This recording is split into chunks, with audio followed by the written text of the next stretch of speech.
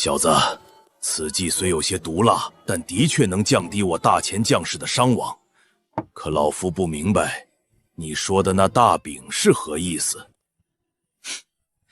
赵爷爷，这所谓的大饼也叫画大饼，其本质就是许以重诺，展望未来，令人为了这个目标而拼命，最后再跑路。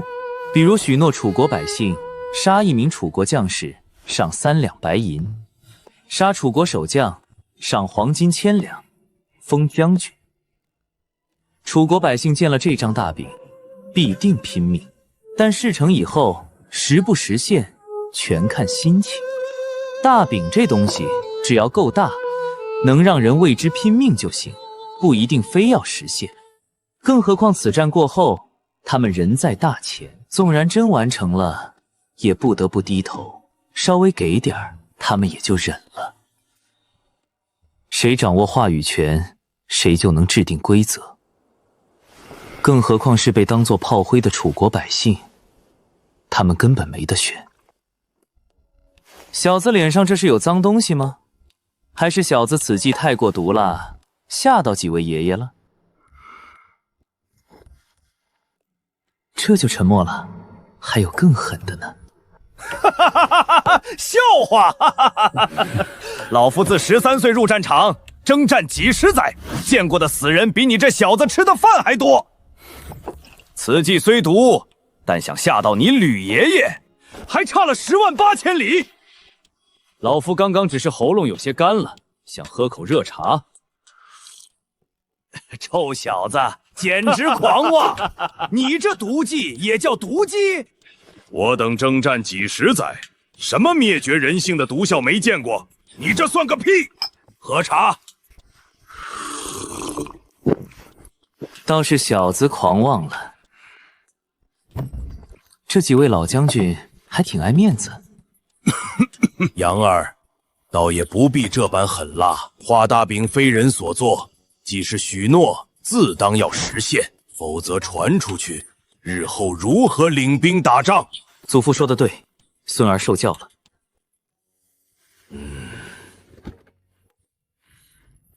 你这小子倒是有些行军打仗的天赋。老夫再考考你，若是这题你答出来了，那你跟有容的事儿就此作罢，否则明日便去老夫府上，如何？哼，哼，小子，怎么这是怕了？吕震的孙女名为有容，这名字好啊，海纳百川，有容乃大。你这小子怎么磨磨唧唧的？怕就是怕，不怕就是不怕，你吕爷爷还能笑话你？有些时候关了灯都一样，身材才是王道，但脸也不能太说不过去。吕震生出来的闺女，漂亮和不漂亮的概率，还是得考虑考虑风险。吕爷爷，您说吧，小子尽力一答。好小子，够胆儿，比你老子强。也别说老夫欺负你这小辈，老夫这个问题倒也不难。就如你先前所说，老夫带军按照你的方法将城围困起来，你若是守城之将，当如何破解？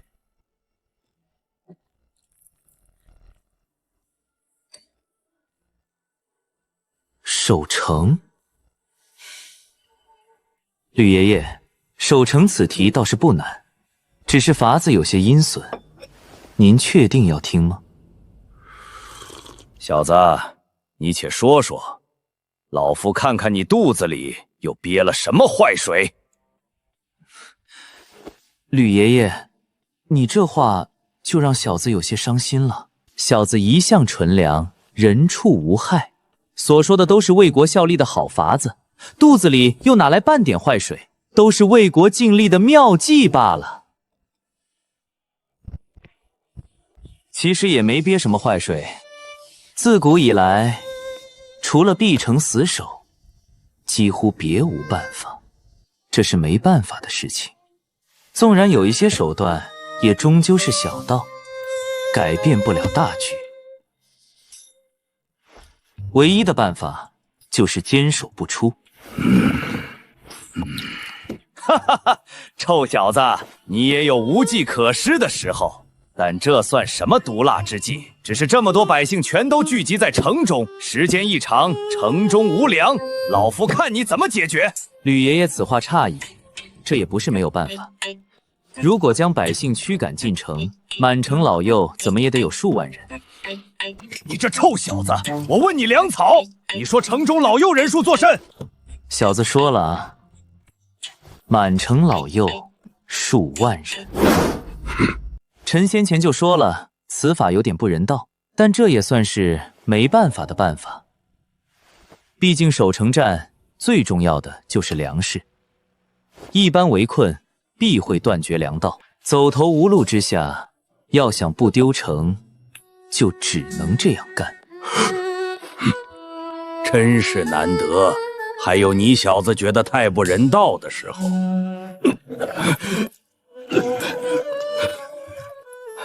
吕爷爷，你看你咋还站不稳了？小子离你数米远，这可不能赖上我啊！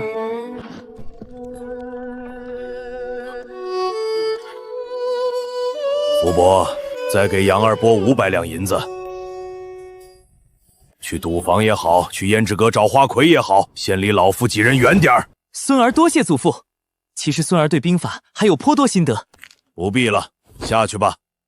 将长文带在身边，没事多熏陶熏陶。是，要是不搞点狠的，鬼晓得什么时候才能跑路。胭脂阁，勾郎听曲。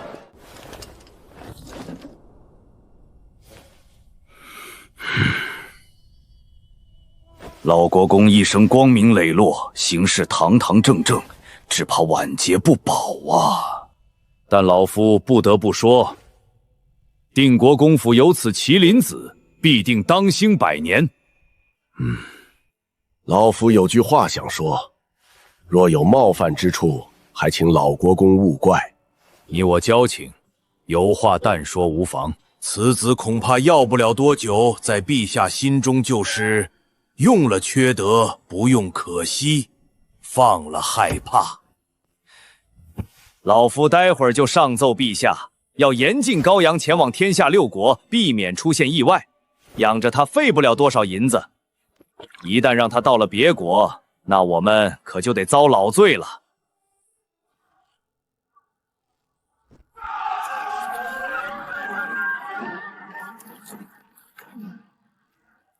老夫多年前因执行军令，害怕暴露行踪，故下令屠了一村，直至今日还夜夜难眠，深感不安。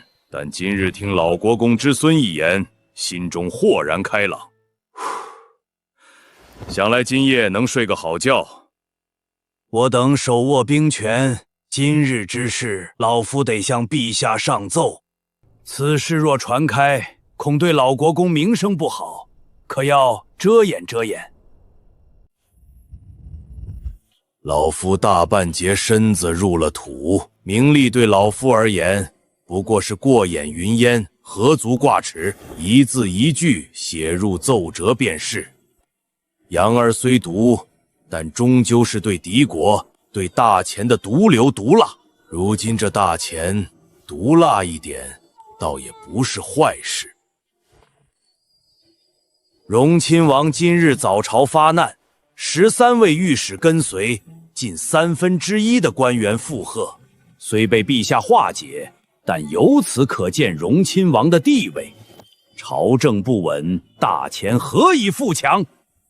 老夫看着荣亲王，多半是想对定国公府下手立威。老国公多加小心。几日之前，老夫的确有些担心，但现在老夫丝毫不担心。这场朝堂争斗，胜负还尚未可分。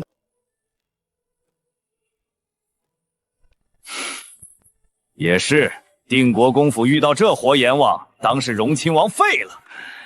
老夫便等着看热闹。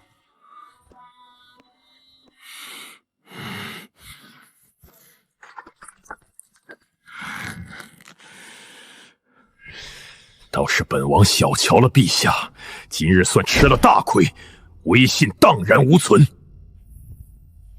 女帝虽雄才伟略，此等毒计不可能是女帝所想，必定是定国公之孙户部员外郎高阳所出。此子不简单呐。这小子藏得还挺深，倒是本王小瞧他了。你可有计能助本王灭了高天龙那老东西？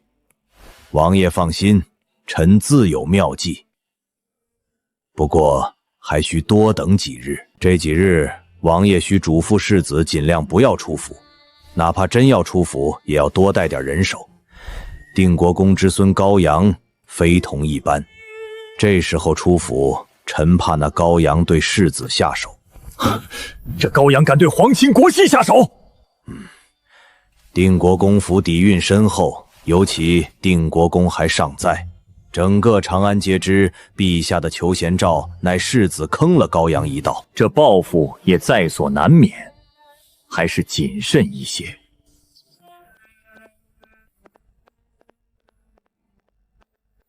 父王，儿臣听闻陛下早朝将您训斥了一顿。为父大意了，但只是一时失利，无妨。你最近几日就别出府了，别被定国公府的小子给盯上。哼，定国公半截身子都入了土，他们吃了雄心豹子胆，敢对本世子动手。更何况儿臣出行皆在白日，晚上也在胭脂阁内留宿，从不走夜路。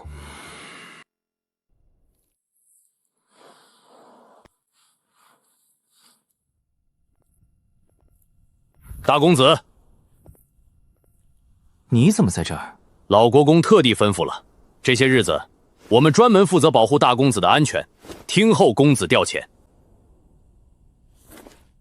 这些人全是军中好手，想来是祖父特地拨给我，用来对付荣亲王府的，倒是贴心。陈胜呢？陈胜昨夜一夜未归，今早回来后便直奔大公子的房间。当时大公子还在熟睡，陈胜便再次出门了。抛开能力不谈，陈胜这个名字也值得我上心。万一有朝一日女帝不当人，或是要赶尽杀绝，身边有陈胜，终究更有安全感。要是能再集齐吴广、黄巢，倒也不至于只能跟在女帝身后偷看美腿。这事操作起来难度太大。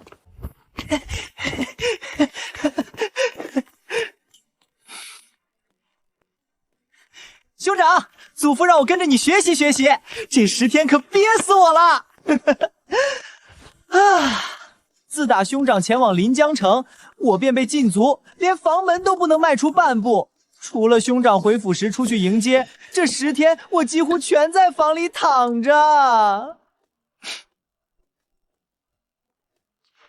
哎，大哥，我等这是要去哪里玩耍呀？胭脂阁。胭脂阁？这可是好地方。大哥，咱们带了多少银子？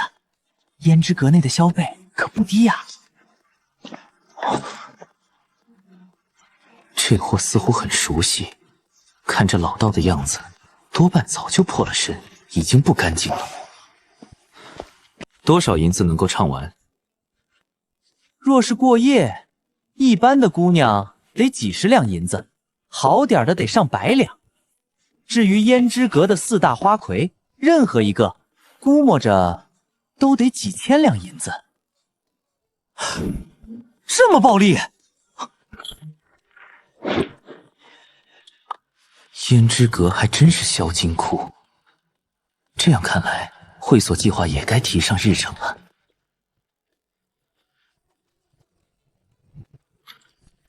正所谓上阵父子兵，勾栏两兄弟。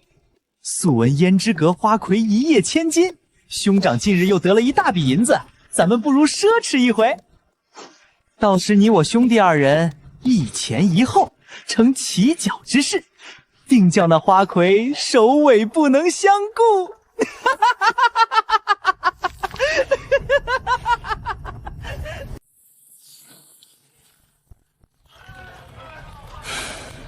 我这毒士的名声本就不好听，再加上这货，定国公府的名声只怕真要毁于一旦。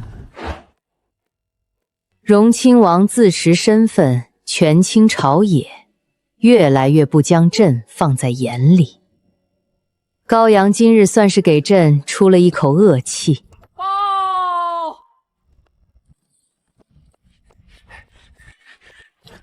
陛下，左威卫大将军秦振国，右威卫大将军吕震，护国公一齐派人送来奏折。3位将军一齐送来奏折，呈上来。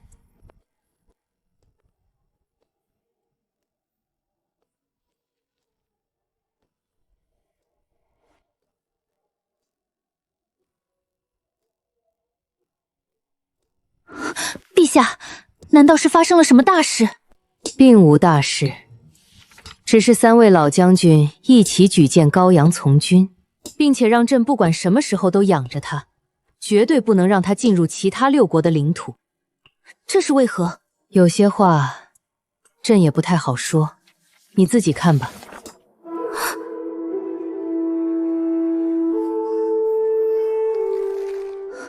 定国国用兵老练，以出其不意务成名，但也没听说国公府的用兵之道这么狠毒啊！严重缺粮食，甚至满城老幼数万人。定国公自然不会干这种事，这必然是户部员外郎的毒计。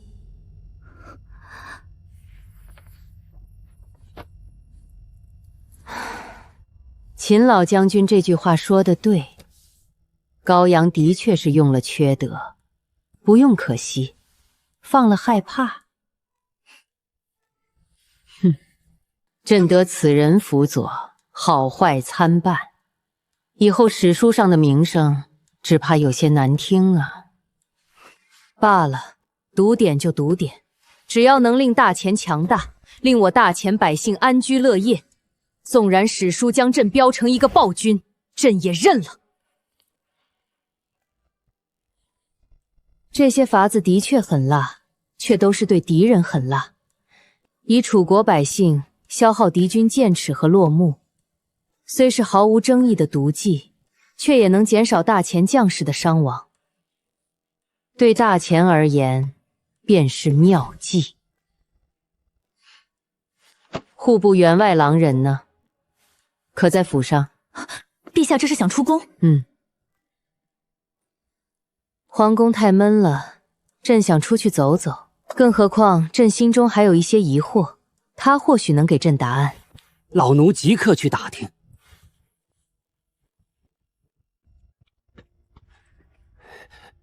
陛下，说话吞吞吐吐的，怎么了？启奏陛下，户部员外郎并不在府。不在府，那去哪儿了？胭脂阁。长安4大青楼之一的胭脂阁？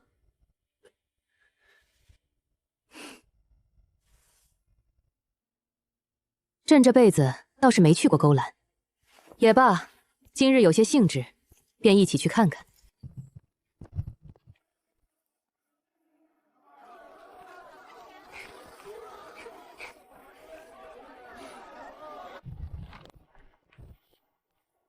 2位公子，里面请。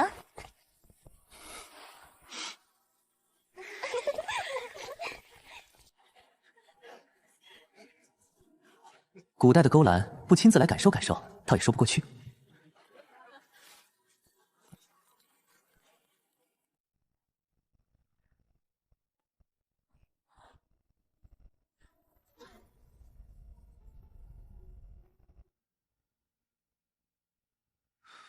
雅，太雅了，难怪世家豪门多纨绔，将门多犬子，这多少人能顶得住？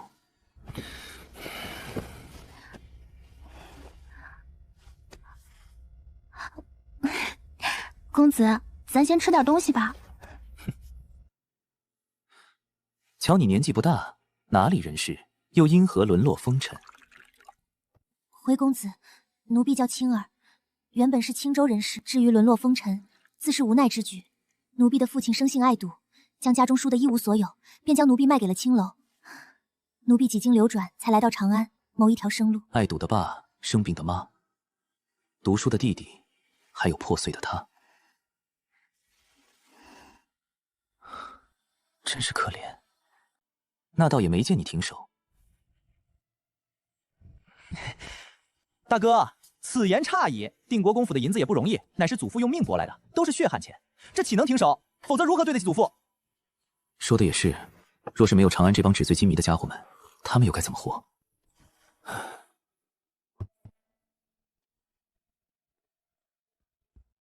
大公子，陈胜回来了，他要见您。让他进来，你们先出去吧。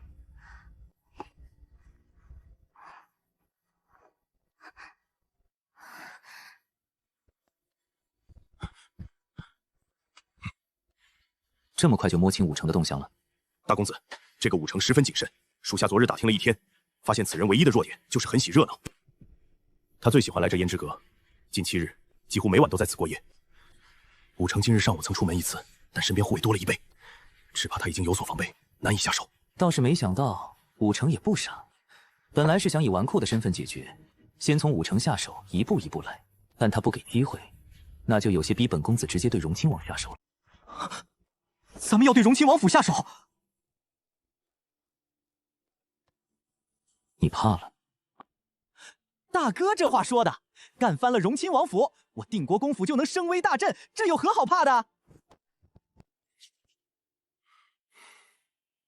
大公子，你打算怎么做？想要坑荣亲王，这也不难。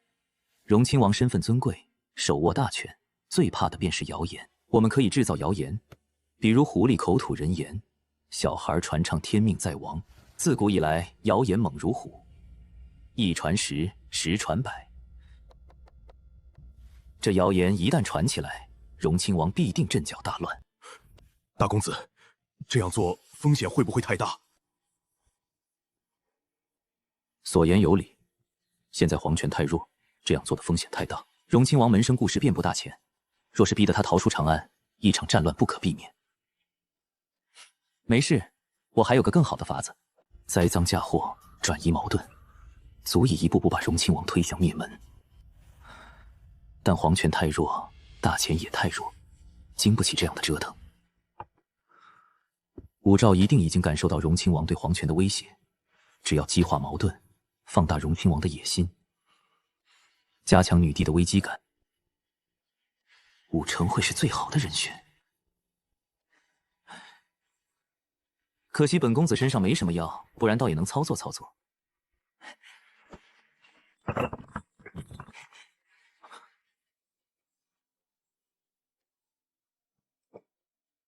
这是何物？药啊！难道是我理解错了？大哥不是要这些东西？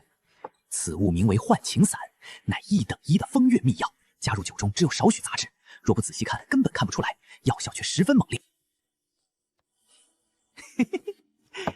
这个更狠，名为大力喷射王，一旦饮下，立刻腹痛难忍，效果立竿见影。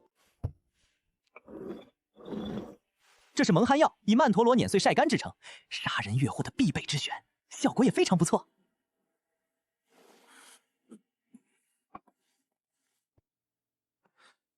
这些东西你从哪儿弄来的？身为纨绔子弟，身边总该有些东西傍身。大哥，你需要哪种？哼，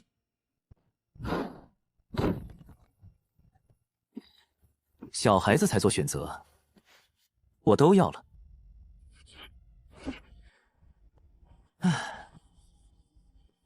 接着奏乐，接着舞。高公子，奴婢能否进来？进。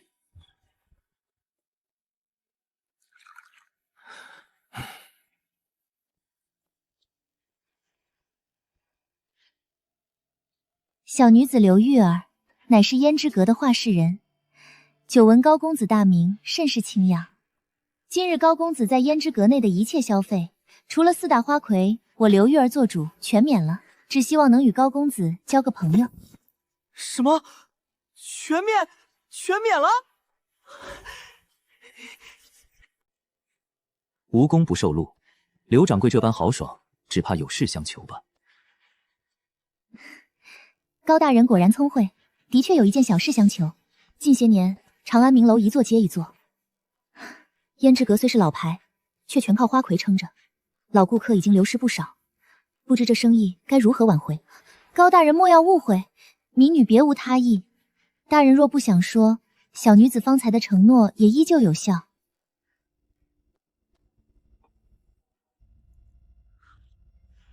这倒也不难，对客人实行会员等级制，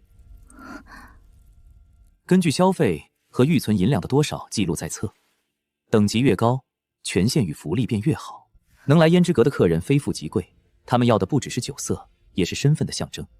人一旦有了攀比，钱自然就来了。预存起来的银子还能拿去做些稳定生意，再给花魁多设些奖金。服务这一行若是有利可图，自然动力十足。会员等级制，多谢高大人指点。这2招足够胭脂阁提高生意，核心法子自然要留给自己。正好借胭脂阁试试水，看看长安权贵对办卡的态度。今日还能省下几百两，一举3得。高大人，小女告退，不打扰高大人雅兴。去吧。刘掌柜再换2位姑娘来。高公子，奴婢们能否进来？进来，进来。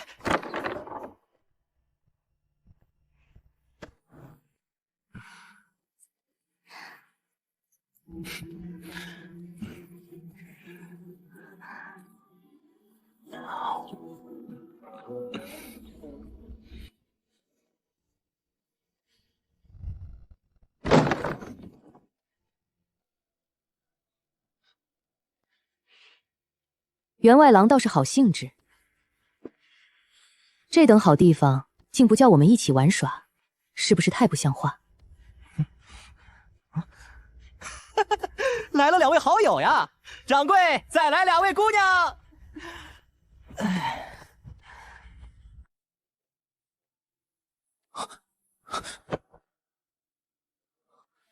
武曌怎么会出现在这里？这里不是青楼吗？他们怎么会来？员外郎不必拘束，你摸你的，只管大胆做自己。这位兄台，你人还怪好嘞，就是这语气听着不太简单。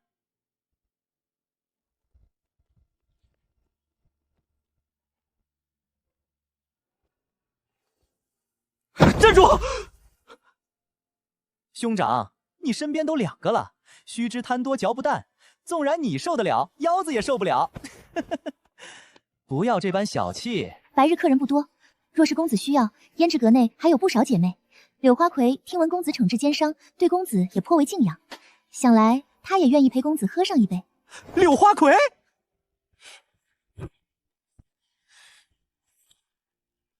臣高阳拜见陛下。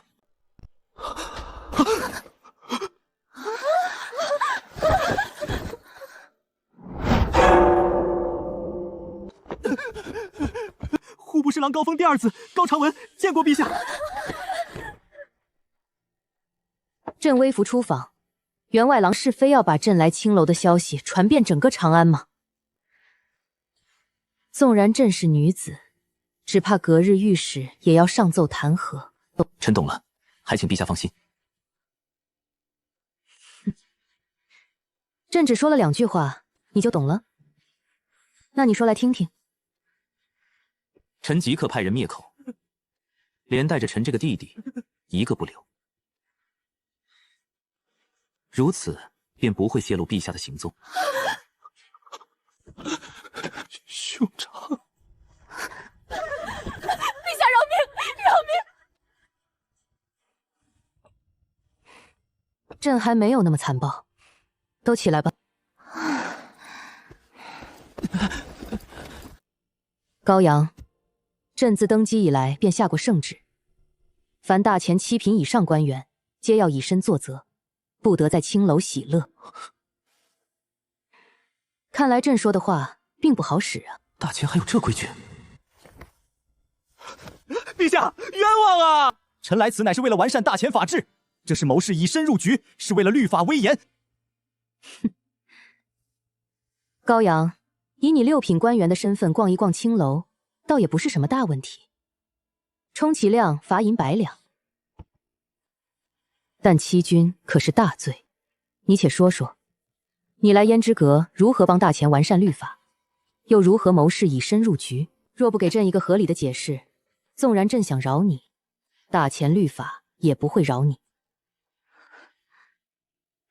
臣记得大钱律法并不鼓励青楼存在，更不鼓励大钱女子从事这一行，尤其涉及金钱和交易的行为，除了教坊司以外，更不受大钱律法保护。不错，青楼这等地方最容易让人沉迷女色，瓦解人的斗志，朝廷自然不支持。青楼内产生的买卖，除了教坊司之外，也不受大钱律法保护，这有何问题？陛下，这其中的问题可就太大了。我大钱以法立国，律法森严，却因为这种模棱两可的界定，留下了律法漏洞，却又直切利益荒诞，甚至还产生了白嫖的可能性。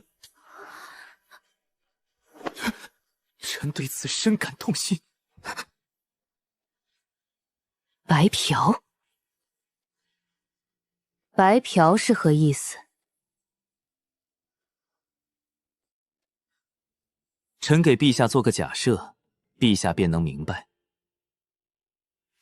就以臣和青儿姑娘为例，假设臣与青儿姑娘约定，就以500两一晚吧。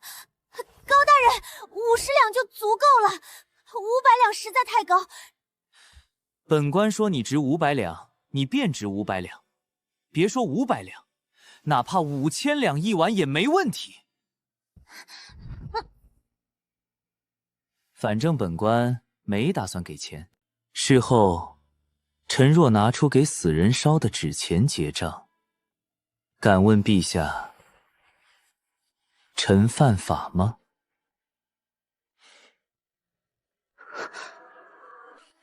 自是犯罪，既不是交易，青儿完全可以上告官府，告你强奸。在我大钱，强奸女子可是大罪。上官大人此言差矣，臣与青儿事先谈好500两银子，双方自愿达成交易，并未违背青儿的意愿。臣只是付钱时用了纸钱，这如何能算强奸？纸钱乃是给死人用的钱，你拿纸钱冒充银子，一个假币罪，也足够让你吃些苦头。假币必须进入市场流通，并且扰乱大钱货币的信用，造成实际危害，才构成假币罪。纸钱本就是给死人用的钱，既未冒充大钱银钱流通，又何谈扰乱大钱货币的信用？所以假币罪也不成立。高阳，你似乎对大钱的律法很懂。陛下谬赞，臣只是略知一二，不足挂齿。懂法应当是每个大钱人的义务。约定500两银子，却以纸钱结账，这欺诈罪总跑不了吧？此罪可也不小。上官大人，按照大钱的律法，欺诈既要定罪，便必须以被骗财物的价值为依据。早些年，七国诸子百家争鸣，其中便包括法家。七国律法皆离不开法家，但既然是学派，便少不了不同观点之间的争执。关于诈骗罪中的财产，主要有2种观点，臣姑且称为正反两派。正方认为，只有受律法保护的东西才能算作财产；反方认为，只要具备经济价值，就应受到律法保护。若采用正方观点，所有不被律法认可的财物都无法获得保护，显然不妥。若采用反方观点，只要存在经济价值便全部保护，又会导致法无上限。所以争论数百年后，七国普遍认可了一种观点：财产只要具有一定经济价值，律法便该保护，但前提是这份财产必须得到律法认可。大钱以孝立国，以法治国，青楼交易既不隶属朝廷，又不受大钱律法支持，既然这份交易不受保护，欺诈罪又该如何定罪？显然欺诈罪也不成立，所以我高阳每次来青楼都不给钱，都选择白嫖。原身的高阳简直坏透了，居然连风尘女子都骗，真是个人渣。但高阳不犯法，因为大钱律法并不支持此等交易。既然大钱以法治国，这便是大钱律法的不完善，故此臣以身入局，正是为了完善大钱律法，恳请陛下下令，令青楼合法，杜绝白嫖的律法漏洞。高阳，朕真没想到你竟如此熟悉大钱律法，这些律法你没少苦读吧？身为大钱臣子，理应熟读大钱律法。吾日三省吾身。陛下，臣纵然来到青楼，也不曾忘记陛下圣恩。臣还为陛下想出一条妙计，可潜移默化地削弱其余6国的实力。哦，什么妙计？逛青楼也能想到削弱6国的法子？臣乃大前第一纯良，第一忠臣，又怎敢欺君？此事自然是真的。说说看。陛下觉得臣弟如何？面色发虚，身子发软，十足十的纨绔。这与削弱6国有什么关系？陛下，此言差矣。这其间关系可大了。江门多犬子的概率一向大于江门出虎子的概率。这背后青楼美色之害，当属第一。正所谓美色如狼似虎，可瓦解人的意志，别说是碰，连想都不能想。你想让朕从美色方面下手？不错。敌弱则我强。想要强大，除了提升自己，也可拉低别人。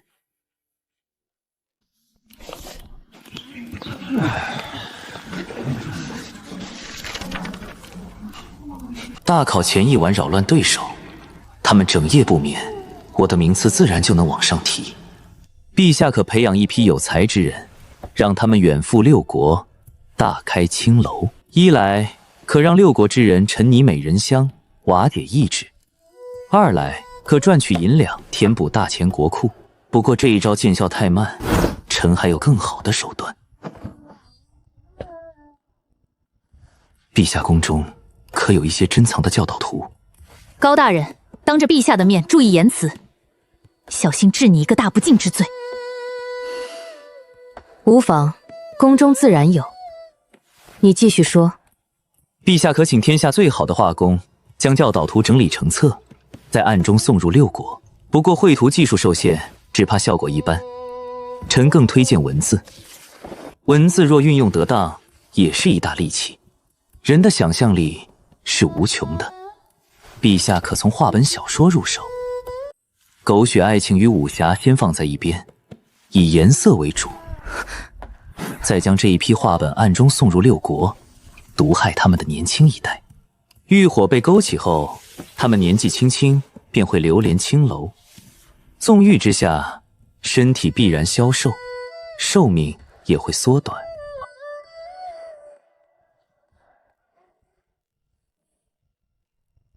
若陛下觉得此计可行，臣在话本小说一道也独具天赋。一部女夫子，一部少年的成绩并不理想，足以摧毁6国青少年。好一个与其强大自己，不如削弱敌国。从青楼到话本，这条毒计直指6国年轻一代。用了缺德，不用可惜，放了害怕。养一个羔羊花不了多少钱，若让它落到其他6国手中，遭罪的便是大钱，绝不能让羔羊踏出大钱一步。陛下，此事万万不可。话本小说一直在7国之间流传，若内容真如高大人所说那般精彩，其他6国也会生出同样的想法，用它来祸害大钱，伤古重利，也可能将这些话本重新传回大钱。杀敌1000，自损800，此举并不明智。高阳，你此计如同一个魔鬼，一旦放出，6国固然要遭罪，却也太容易反噬大钱。且容朕再想想。那臣改日将2巨作的第1章写出来，先给陛下看看。此事改日再说。朕来此找你是有别的要事。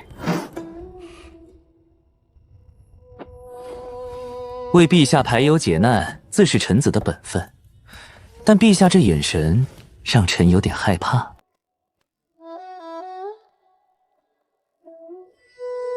这个难题，只要你能替朕解决，除了谋逆这等大罪，朕向你许诺，可保你一世繁华。一世繁华。臣身为大前的一份子，为陛下排忧解难，自当竭尽全力。不过陛下，咱们是否该换个场合，在青楼谈论国事？感觉支纠有些古怪，日后若被史书记载，只怕不太好听。英雄不问出处，强国之策自然也不分场合。民女告退。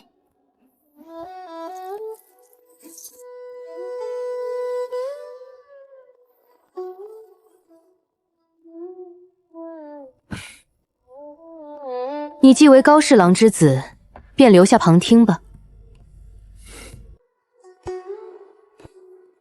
是。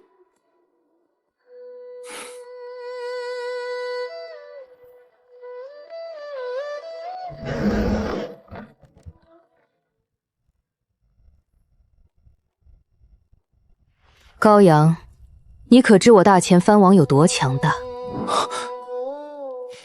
古有诸侯不过百里，将若之行易至。如今大前藩王连城数十，地方千里，缓则骄奢，易为淫乱，急则凭借其强，合纵以逆长安。若不解决大前藩王，朕寝食难安。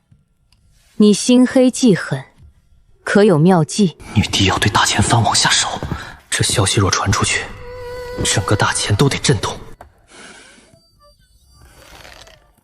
从他开口的第一句话起，这股杀意便藏不住了。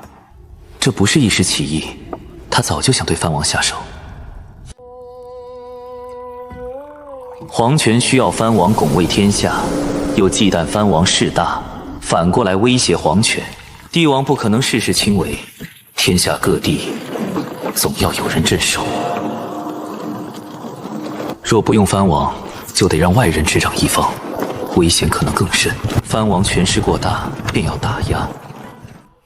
高祖宁愿任用宗亲，至少是藩王即便反了，江山也还在武家手中。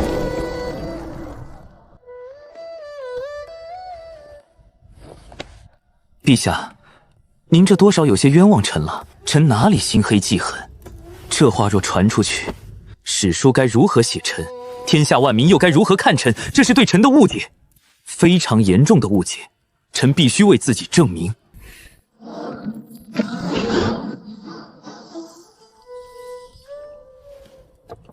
从商贾蝗灾到六国年轻一代，哪一条计策不够心黑？以画本瓦解六国年轻一代，短期未必见效，长此以往却能杀人于无形。只是此计太容易反噬大前，还不到非用不可的时候。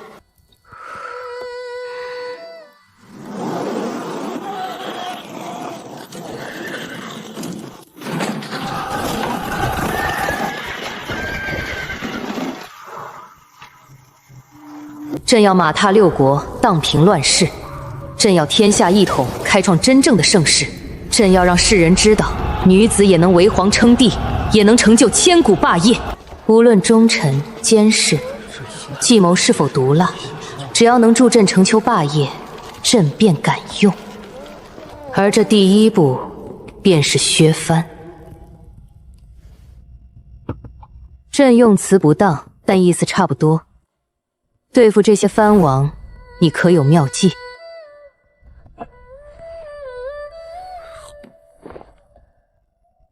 陛下真想对藩王下手？自朕登基，便一直想着削藩，只是此前忍住了。但现在，朕想动手了。还请陛下将藩王的情况告知一二，臣也好出招。大前藩王之强，还要从100年前说起。当年群雄割据，万里疆土间有近100小国，彼此征伐，人命如草芥。高祖皇帝起于布衣，最终打下大前，与其余6国形成鼎立之势。高祖起兵时缺乏世家支持，便曾许诺，若能称帝，开国功臣皆可列土封王。便等同于国中之国，这也是一众豪杰愿为高祖拼命的重要原因。天下太平以后，这些异姓王便开始严重威胁皇权。大前先祖联合自家宗戚，用此后数十年不断清扫异姓诸侯王。异姓王被清扫的所剩无几后，武氏藩王又成了新的隐患。到了陛下这一代，藩王在封地内掌握兵权、土地与税收，已是名副其实的土皇帝。他们的势力已经严重威胁皇权。高阳，削藩乃是大事，你可以回去好好考虑几日，不必急着给朕答复。陛下，臣有一计，此计或可兵不血刃，削弱藩王实力。高阳，你有何妙计？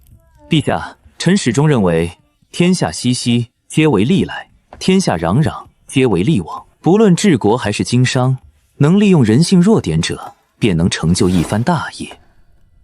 削藩也在其中。臣此计便是利用人性弱点，在无形之中削弱大前藩王的权势，让他们再难对皇权产生威胁。臣心中有一阳谋。兵不血刃，杀人于无形，还是让对手避无可避的阳谋？此人以谋己为先，没有十足把握，绝不会把话说满。崔星河有状元之才，陛下也曾对他寄予厚望，可直到今日，他也未能给出削藩之法。高阳对勾栏听取的兴趣，明明远胜圣贤书。高阳此人或许不够端正，但他的计绝不能轻视。所谓阳谋，便是行光明正大之事，让敌人避无可避，最终达成自己的目的。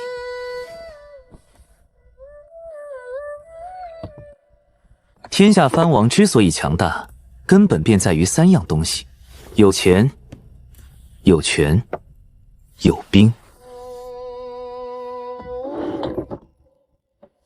这便是藩王权势的根基，所以削藩也必须从这三者入手。臣便以自己和余弟为例。留我旁听，原来就是为了拿我举例。你继续说。陛下若想离间臣与余弟，最好的手段无非8个字：转移矛盾，分化瓦解，拉拢弱者，打压强者。天下离间之术，无外乎如此。陛下想要削藩，所求的是皇权，藩王不愿交出权力，陛下与藩王之间的矛盾便在此处。但若陛下把这份矛盾转移出去，让藩王内部自行争斗，皇权与藩王之间的大矛盾便会被拆成藩王内部的小矛盾，此阳谋便成了。转移矛盾，分化瓦解，拉拢弱者，打压强者，这8个字足以概括帝王平衡之术。至于具体如何做，答案也很简单。长子与世子之间本就存在矛盾，他们缺少的只是一个引爆矛盾的机会，而这个机会需要陛下来给。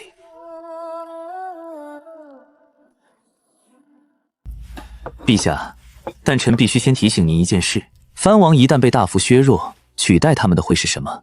陛下可曾想过？天下各地必须驻兵防守，藩王一旦消失或是失去兵权，便必须有一套新的制度取而代之。这套制度同样有利有弊，陛下心中应该清楚。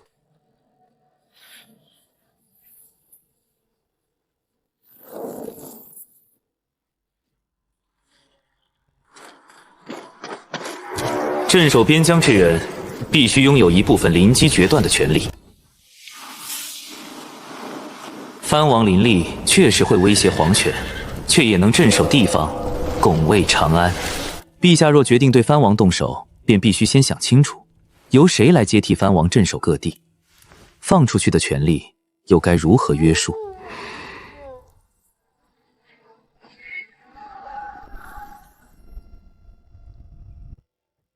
朕明白你的意思。藩王权力削弱以后，便要适当给镇守各地的将领放权。这依旧是平衡之道。但薛藩势在必行，否则朕的皇权终将处处受制。至于薛藩之后的制衡，朕心里有数。相比藩王，外姓将领更容易驾驭。若连藩王这一关都迈不过去，朕期后的谋划便全是空谈。朕明日便召集百官，按照高阳所说之法开始布局。这道谋略，朕记你一功。陛下莫急，既然陛下已经下定权宜，臣自当竭尽所能，助陛下完成削藩。只是眼下若想削藩，还有一个坏消息。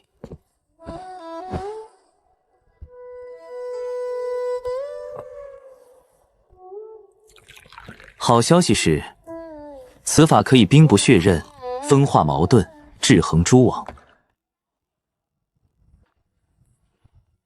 坏消息是，现在削藩，大钱会亡国，陛下也会死。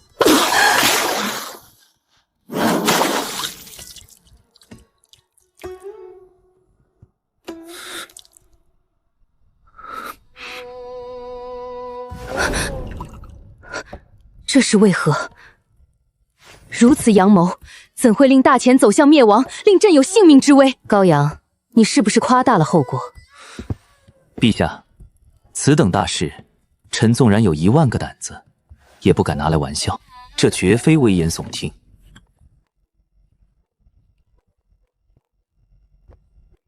因为当前根本不能削藩，不论使用阳谋还是阴谋，都必须满足一个前提：朝廷必须足够强大。朝廷要有足够的话语权，否则强行对藩王动手，无异于自寻死路。天下藩王不是傻子，阴谋尚可暗中施行，阳谋却光明正大，谁都能看出陛下想要什么。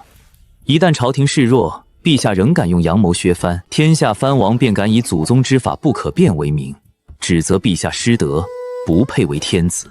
他们甚至会联合起兵，另立新皇。届时大钱必定生灵涂炭，大钱走向覆灭，绝不是一句空话。陛下觉得当下朝廷是强还是弱？若朝廷不够强，天下藩王又凭得顺着陛下设下的路走，不反抗，他们便只能成为砧板上的肉，任由朝廷宰割。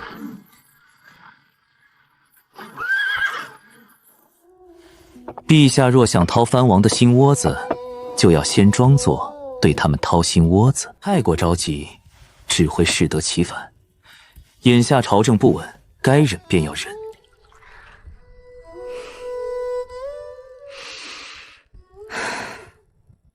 依高爱卿看，朕现在该怎么做？陛下应先按捺住削藩的念头。眼下无论以何种手段削藩，都不是明智之举。只有大钱变得强大，陛下掌握绝对的话语权，天下藩王才会触手可灭。到那时，陛下真正该考虑的，反而是由什么制度替代藩王。大钱强盛以后，臣还有诸多妙计，可助陛下制衡6国。他口中的妙计，恐怕又是一条毒计。可若用于敌国，又会有何等威力？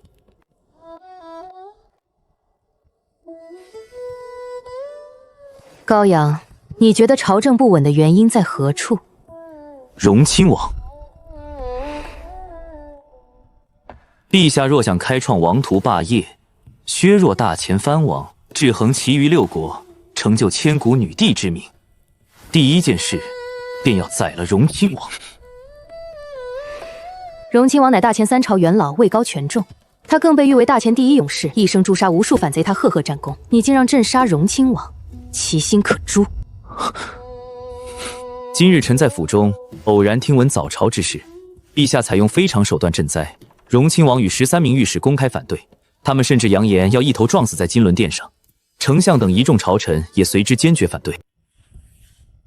御史反对朝政本属正常，但绝不该是荣亲王携13名御史一同弹劾陛下。荣亲王身为大钱亲王，在朝堂与军中撅大权在握，如今又与御史台勾连，当众与陛下争锋，这本就是取死之道。荣亲王现在或许并无反心，但陛下若不尽快铲除荣亲王，日后必将寸步难行，更不必提变法强国。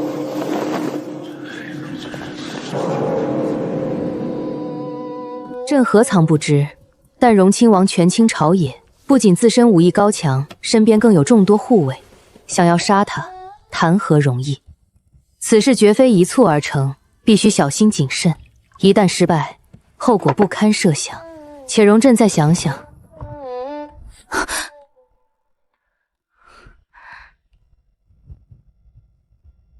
臣高阳不才，早已算到陛下会对荣亲王动手。臣以为陛下备下上百个妙计，刺杀、毒杀、砍杀、陷坏、污蔑、设局、坑害，一应俱全，计计都可直取荣亲王性命。他跑，臣追；他插翅难飞。多少？臣才疏学浅，不算多，也就100来个妙计。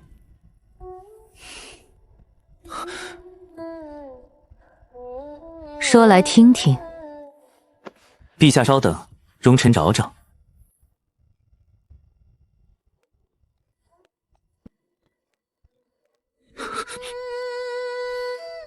陛下真是慧眼识珠，此乃奇银合欢散，是上好的烈性春药。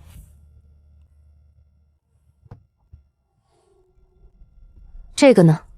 此物名为大力喷射王，服用以后腹中剧痛，立刻化身喷射战士。若与奇银合欢脏搭配，堪称绝配。臣与荣亲王之子武成有些过节，先前本想把这2种药下入武成酒中，看他出丑。不过陛下既准备对荣亲王动手，臣倒不必再费这番麻烦了。你随身带着这些东西？陛下此言差矣，这些都是余弟行走江湖的傍身之物，只是他年纪太小，把握不住，臣便替他接管了。若论暗杀，自然是下毒最快。此乃鹤顶红，余弟说他见血封喉，但耳听为虚，眼见为实。臣向来严谨，必须亲自验证药效。定国公府养着几条大黄狗，正所谓养狗千日，用狗一时，正好先拿来试验。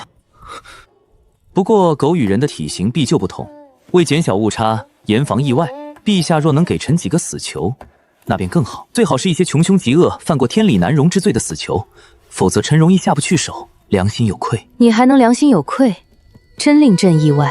毒杀太不体面，也难以给天下人一个交代。朕想将荣亲王活捉，先为他定罪，再决定杀与不杀。最好把流血与清洗控制在最小范围。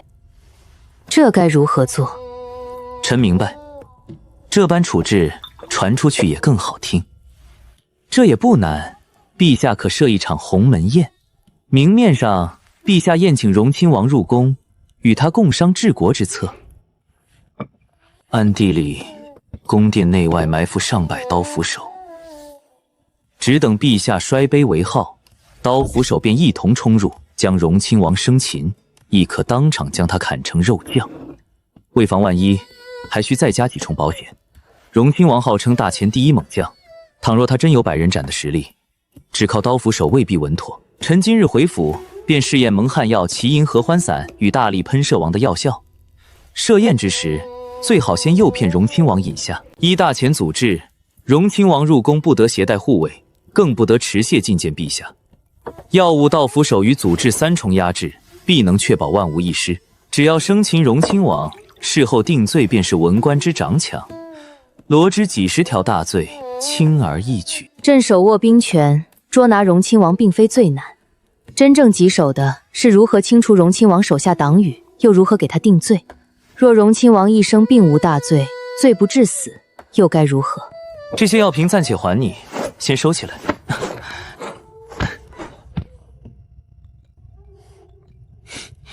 臣既提出此计，自然提供一条龙的服务。这件事也简单，陛下只需在动手前严防消息走漏。拿下荣亲王以后，可用的手段便太多了。大前历来信奉巫蛊之说，动手之前，陛下可先安排1名牢中死囚，揭发有人以巫蛊诅咒陛下。陛下顺势下旨，命刑部彻查此事，一切看似有因有果，不会有人生出疑心。再以鸿门宴拿下荣亲王，派人搜查荣亲王府，从荣亲王府中搜出诅咒陛下的巫蛊娃娃，再严刑逼供荣亲王府下人。届时人证、物证俱全，荣亲王便百口莫辩。此后，这名死囚的嘴便是陛下手中最锋利的一把刀。死囚供出谁，朝廷便查谁。荣亲王在朝中的党羽可借此一扫而空。以盛行的巫蛊为引，再让一个无人留意的死囚出面揭发，先擒荣亲王，再栽入罪证，最后借死囚之口清扫党羽。幸好高阳出身定国公府，幸好他现在为朕所用。若此人落入荣亲王藩王或反贼手中，皇权与江山都可能毁在他手上。当然，陛下的名声，臣也已经考虑到了。荣亲王追随先帝南征北战，被誉为大前第一猛将，他的身上必定布满战场留下的伤疤。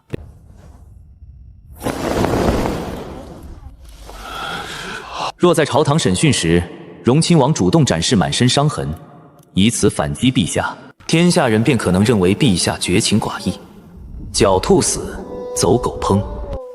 正所谓恶人先告状，陛下可先走荣亲王的路，让荣亲王无路可走。朝堂审讯之时，不等荣亲王自行展示伤疤，陛下便先命人掀开他的衣服。陛下要当着百官的面质问他，荣亲王这一身伤疤本是何等荣耀，为何今日却成了谋上反贼？质问到动容之处，陛下还可当着文武百官的面掉下几颗不值钱的眼泪。之后，陛下再满脸痛心地宣布，念在荣亲王往日功勋，免其死罪，但死罪可免，活罪难逃。先将荣亲王关入刑部天牢，如此一来，便能堵住天下悠悠之口。你所说的计策并无破绽，但荣亲王若是不死，只怕斩草不除根，春风吹又生。陛下，您这话可就误解臣了。误解？简直是天大的误解！臣让陛下免去荣亲王死罪，是为了让天下人挑不出陛下的过错。再者，陛下可还记得朝堂考核时问臣灭门之祸？假如你灭了仇家满门，却发现还有一个孩子活着，该如何处置？守株待兔。你是说守株待兔？准确来说是钓鱼执法。荣亲王被打入天牢以后，其麾下护卫必定会设法营救，陛下只需提前在天牢中设伏，等他们自投罗网，再将其一网打尽。至于荣亲王本人，他在天牢中郁郁寡欢，深感有负先帝信任，也辜负了陛下的宽容，最后留下一纸遗书，自尽而亡，这也很合理。幸好是亲兄弟，若与兄长为敌，只怕坟头的草都已经1尺高了。朕知晓了，容朕仔细想想。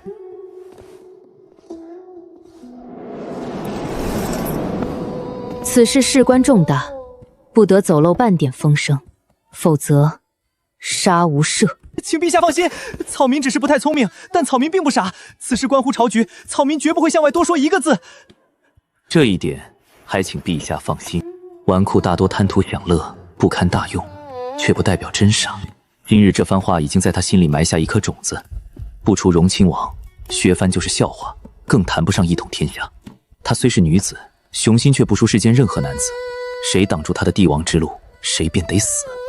荣亲王蹦跶不了多久了。朕再多问一句，荣亲王与你究竟有什么深仇大恨？臣心眼比较小，向来有恩必还，有仇必报。从臣接下陛下的求贤诏，到朝堂上遭人弹劾，背后都少不了荣亲王的影子。他既想拿定国公府立威，臣便想灭他满门。3日之内，朕给你答复。臣恭送陛下。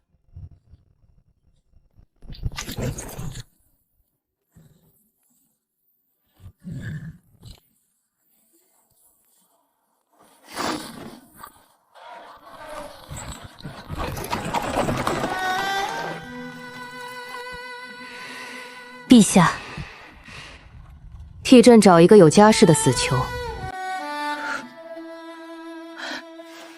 臣遵旨。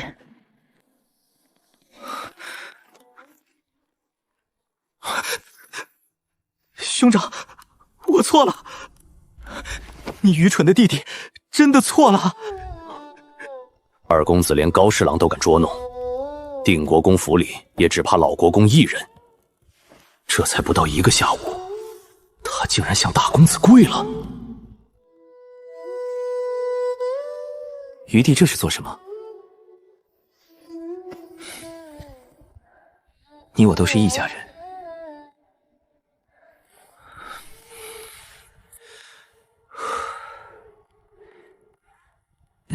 兄长，那咱们接着奏乐，接着舞。回府吧，还有些事要做。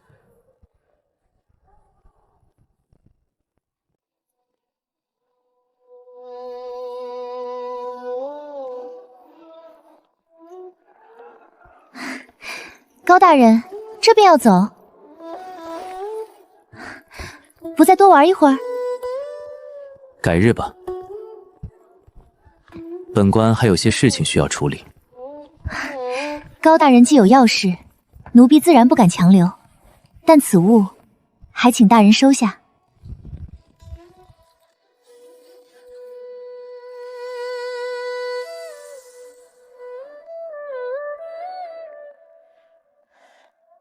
胭脂阁按照高大人先前所说的方法，临时赶制了这块会员牌。从今日起，高大人便是胭脂阁的贵客，也是胭脂阁第1位至尊级会员。高大人持此牌，可优先入场，使用专属雅间，优质酒水与美食全部免费，每日可有1位姑娘作陪，每月还可与1位花魁共度良宵。不过此牌仅限高大人本人使用。这么短的时间，他不仅明白了会员制度，还赶制出第1块会员牌，倒是个经商的人才。每日1个姑娘，每月还能与1位花魁共度良宵。刘姑娘，本公子的会员牌呢？二公子，您得充钱。那至尊会员牌要多少银子？在胭脂阁充值20万两，或消费满20万两银子，便可获得至尊会员。什么？20万两银子？你们这是抢钱呢！胭脂阁也有普通会员，只需500两银子，只是能享受的特权自然会少一些，并且从今日开始，胭脂阁所有客人都要先付一部分银子，事后多退少补。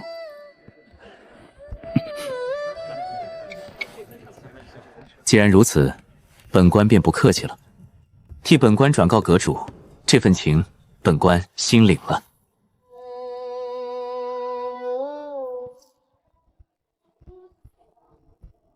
奴婢送高大人下楼。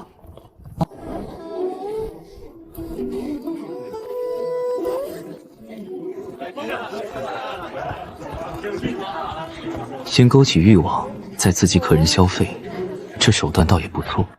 高兄，见了本世子，为何不上前一句？来者不善，不知世子也在此处，倒是臣失了礼数。但臣还有急事，世子若无别的事情，臣便先行告辞。高兄再忙，也不差这一会儿功夫。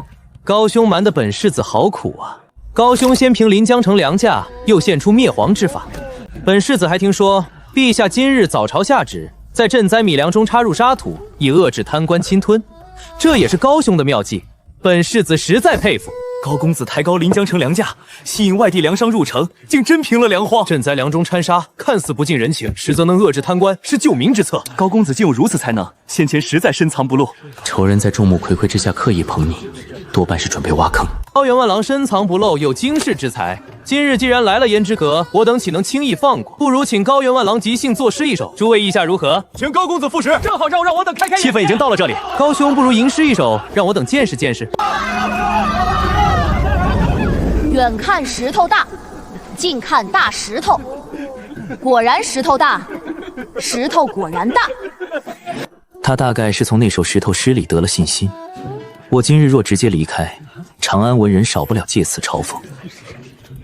旁人的眼光无关紧要，何况荣亲王府已经撑不了多久。吟诗一首有何难？那本世子便静候高兄佳作了。既要作诗，岂能无酒？眼下虽只有世子这一位好友，却也足够与臣共饮，助臣诗兴大发。常文，你去先前的雅监将本官的好酒取来。本官这首诗与世子有关，自然要与世日子共饮一杯。世子，请。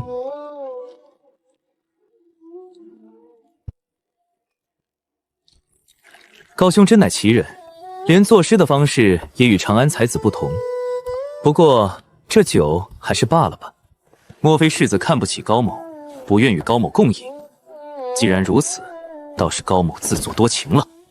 高兄且慢，既然高兄如此盛情，那你我便同饮一杯，祝高兄诗兴大发。来，也给高兄满上。吴成亲眼看着2杯酒从同一个酒壶倒出，果然没那么容易上当。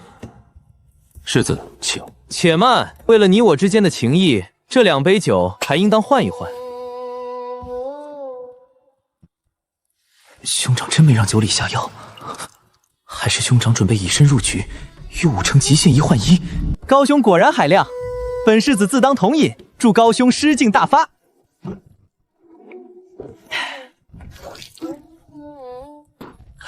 美酒数口，果然令高某诗意大发。高阳，这酒你没喝？诸位盛情难却，今日又恰逢身处胭脂阁，本公子便作一首婉约之诗。诸位且听好了：云想衣裳花想容，春风拂槛露华浓。若非群玉山头见，会向瑶台月下逢。云想衣裳花想容，春风拂槛露华浓。世上竟有这般曼妙的诗句。只凭这一首诗，他那块至尊会员牌便送得不亏。若此诗与胭脂阁一同传遍长安，我的身价也会随之上招。这种事怎么可能出自高阳之口？不可能，这绝不可能！高员外郎，你好大的胆子！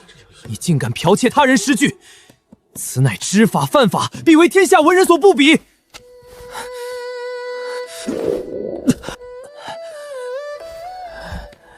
世子正在问话，高大人难道没有听见？世子没有发话，谁也不准走。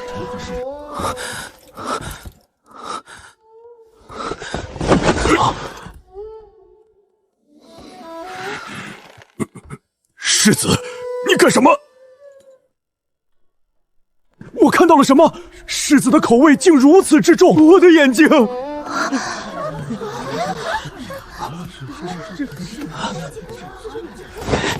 高阳，我跟你拼了！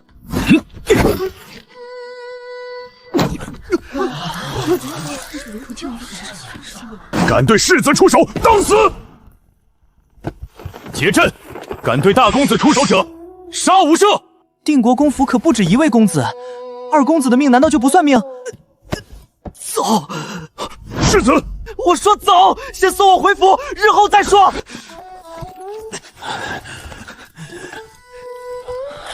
世子变成这副模样，回去以后一定要严查，只怕是有奸人暗中下药，千万小心爆体而亡。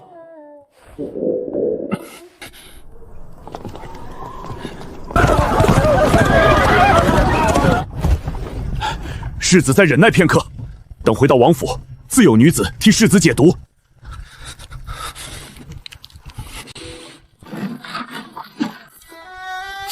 世子，这万万不可！吴护卫，你为荣亲王府效力数十年，你也不想看着本世子爆体而亡吧？阁主，至尊级会员牌已经按照您的吩咐交给高大人了，楼下的骚动也已经平息。云想衣裳花想容，春风拂槛露华浓。若非群玉山头见，会向瑶台月下逢。真没想到这首诗竟会出自高阳之口。阁主，高大人今日的手段太过直接。武成毕竟是荣亲王之子，并非寻常玩路。高大人当着满堂宾客的面让武成出丑，还亲自踢伤了他，此事恐怕无法善了，甚至可能波及胭脂阁。手段直接，你未免太小看高大人了。阁主此话怎讲？一个擅长玩弄人心之人，既能提出会员白嫖，又能想到以画本与春宫图削弱六国年轻一代。他既然出手，自然是谋定而后动。这几日恐怕还有好戏。荣亲王之子多半只能吃下这个哑巴亏。高公子下次回来胭脂阁，由我亲自作陪。此人若能拉拢，甚至为我所用，我教李央大幸。兄长，你方才那一招实在太绝了，余弟差点以为你真要以身入局，与武城极限1换1。这还是余弟第一次成功给人下药。那可是荣亲王之子，你不害怕？荣亲王府不好惹，我定国公府也不差。同为长安纨绔，是武城自己技不如人。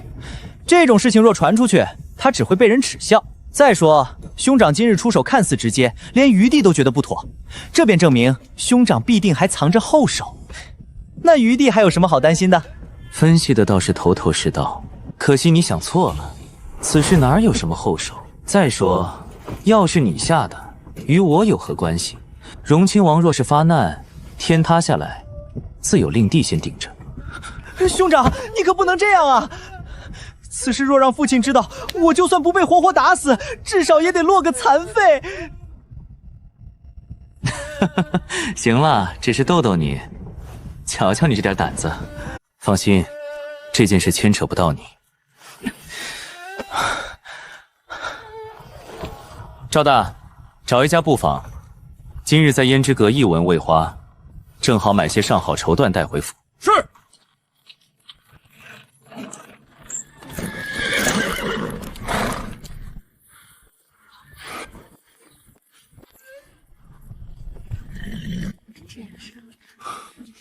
兄长，你打算何时去找宋家大小姐？我为什么要找宋家大小姐？兄长喜欢了她10年，还为她付出了那么多，若就这样放弃，岂不是太亏了？何况兄长如今深得陛下器重，又接连立下这么多功劳，即便宋小姐再心高气傲，也总会优先考虑兄长。优先考虑？我凭什么要让她优先考虑？正如你所说，我如今得陛下器重，又是当朝第一国公府的大公子，我凭什么非要吊死在他这一棵树上？方才那首《清平调》念完，胭脂阁里那些姑娘的眼神，你看到了吗？看得清清楚楚，她们个个眼里都是对兄长的崇拜，恨不得当场把兄长吃了。毫不夸张地说，兄长即便不钻律法的空子，只凭云想衣裳花想容，春风拂槛露华浓这2句诗，也能四处白嫖。纵然不靠才华，凭这块牌子，白嫖也不是问题。那我为何还要去找宋青青？公子，兄长说的确实有道理，可我还是觉得兄长付出了这么多，一旦放弃，未免太亏。长文，你年纪还小，爱情的水太深，你把握不住。单凭你方才这番话，你就已经有了舔狗之姿。舔狗是何物？府里那条大黄狗，每次见你回府会如何？自然是立刻扑上来舔我的手，欢喜的不得了。你若心情好，会如何待它？揉揉他的头，与他亲近一番，有时再丢1-2块骨头，逗他玩玩。若你心情不好，他仍旧热情地冲上来舔你呢？估摸着会给他一脚。难道这就是舔狗？还不止如此，那条狗若被你的态度伤了，不肯再亲近你，你只需丢给他1-2块骨头，他很快又会主动凑上来。如此周而复始，一切全看主人的心情。听完这些，知道何为舔狗以后，你有什么想法？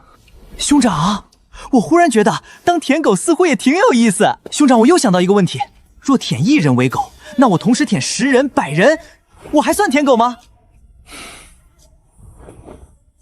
掌柜的，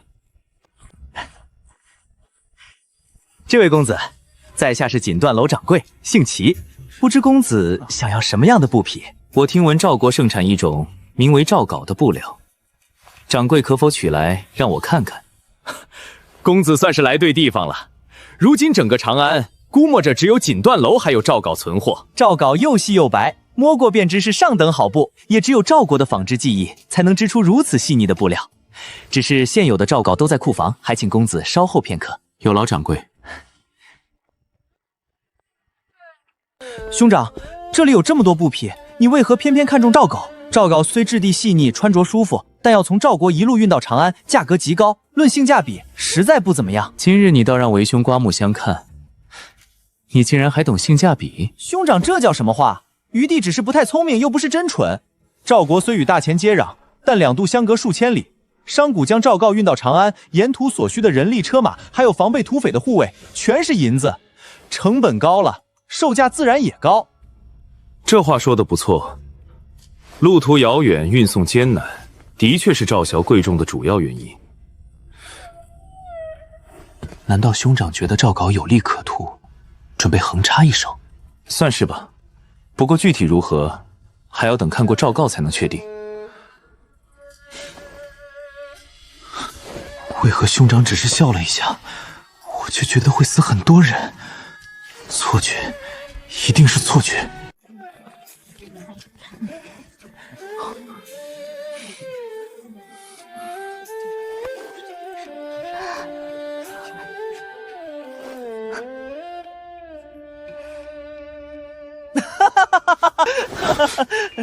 你忽然鬼叫什么？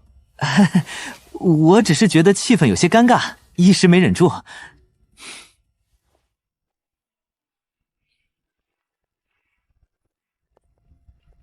二位公子，看来还真是有缘，没想到会在锦缎楼遇见你们。你们也来买衣料？的确很巧，以往逛完胭脂阁，我们都会直接回府休养几日。今日第一次来锦缎楼，居然便遇见了你们。胭脂阁？你们去青楼了？你们这是什么眼神？身为纨绔，平日不逛青楼，还能去做什么？难道要奔赴前线马革裹尸吗？我们不但去了胭脂阁，兄长以后还能在那里白嫖。胭脂阁送给兄长一块至尊会员牌，那块牌子价值20万两银子，整个胭脂阁只有兄长一人拥有。兄长以后可优先入场，使用专属雅间，酒水美食全部免费，每日有一位姑娘作陪，每月还能与一位花魁共度良宵。云想衣裳花想容，春风拂槛露华浓。若非群玉山头见，会向瑶台月下逢。高阳，这首诗真是你在胭脂阁即兴写出的？不是，我抄的。高公子，你别介意，青青没有怀疑你的意思。高公子，这首云想衣裳花想容是写给青青的吧？高阳，我能理解你的心情，你恨我也是应该的。昨日你让我等了几个时辰，此事便算扯平了，我们以后还可以做朋友。大姐，你能不能别侮辱这首诗？你何时见过趋炎附势的仙子？算我求你了，你快去找崔星河吧。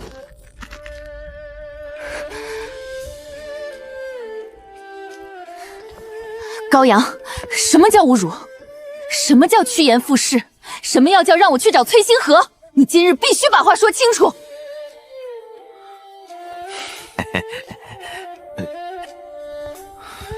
高公子，这便是您要看的诏稿。只是公子也知道，赵国路途遥远，纺织技艺又极为成熟，因此价格颇为昂贵。这种诏稿，只有赵国能够炼造。这是自然，诏稿是赵国敛财的一大手段，其核心纺织技艺始终严加保密。一批诏稿要多少银子？10两。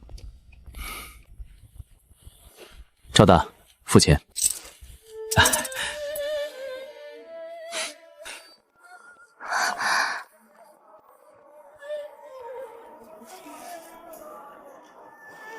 高阳竟然就这样走了，在高阳眼里，怀里的诏稿都比我重要。青青，爱之深，恨之切，那首诗定是高阳为你所作，只是伤得太深，才会满心愿意。方才那些话，你别放在心上。真的吗？云想衣裳花想容，真是为我所作。若真是如此，他为何还要那般侮辱我？自然是真的。哼，等高阳以后回来求我，我也要让高阳尝尝今日的滋味。不，要让高阳承受10倍、100倍。兄长，你方才无视宋青青的模样，实在太帅了。不过宋青青也真奇怪，分明是他亲自上门退婚，如今却又摆出一副很在意兄长的模样。在意？那不过是失去舔狗后的不平衡。若定国公府已被荣亲王打压下去，我遭陛下责罚，甚至被打入天牢，他只会庆幸自己退婚及时。分开以后，没多少人真心盼着另一方过得更好。你过得越差，他越会觉得当初的选择正确。你若变得优秀，他心里反而会失衡，甚至后悔。兄长，我头疼。莫不是受了风寒？今日天气炎热，应当不至于。不是风寒，听完兄长这番话，我觉得脑子里快要长出脑子了。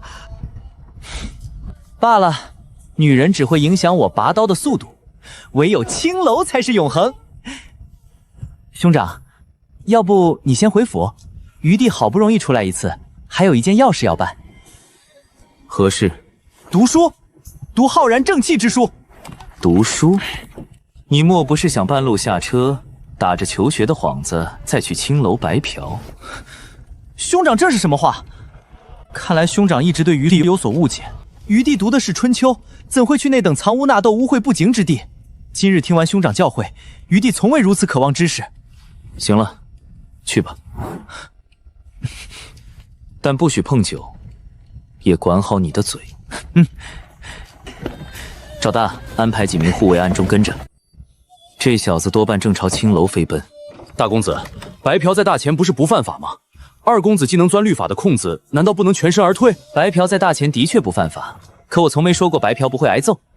青楼养着那么多打手，总不会只为防备姑娘逃跑。让常文吃些苦头，见识一下人世险恶，也不是什么坏事。他人生的第一项课，便由我这个兄长来上。去。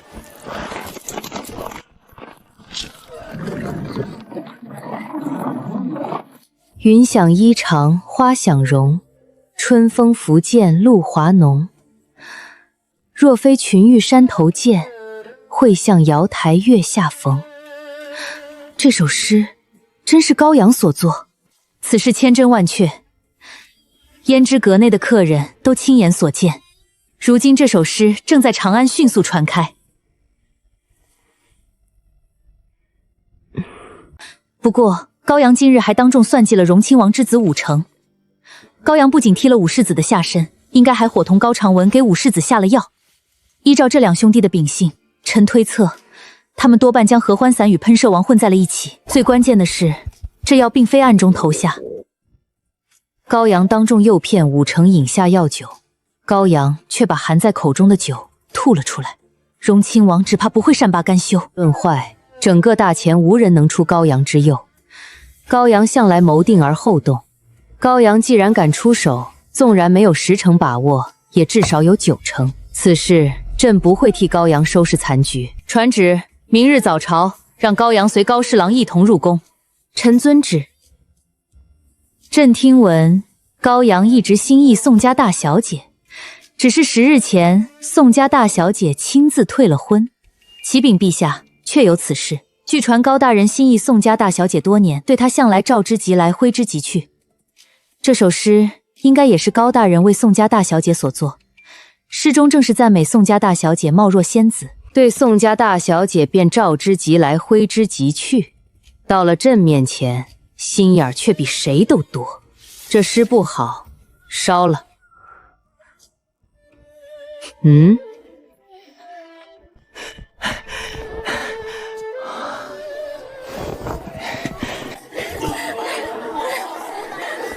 这位公子瞧着面生，想必是初来春江楼。公子可有中意的姑娘？古法有云，为将者领兵，当多多益善。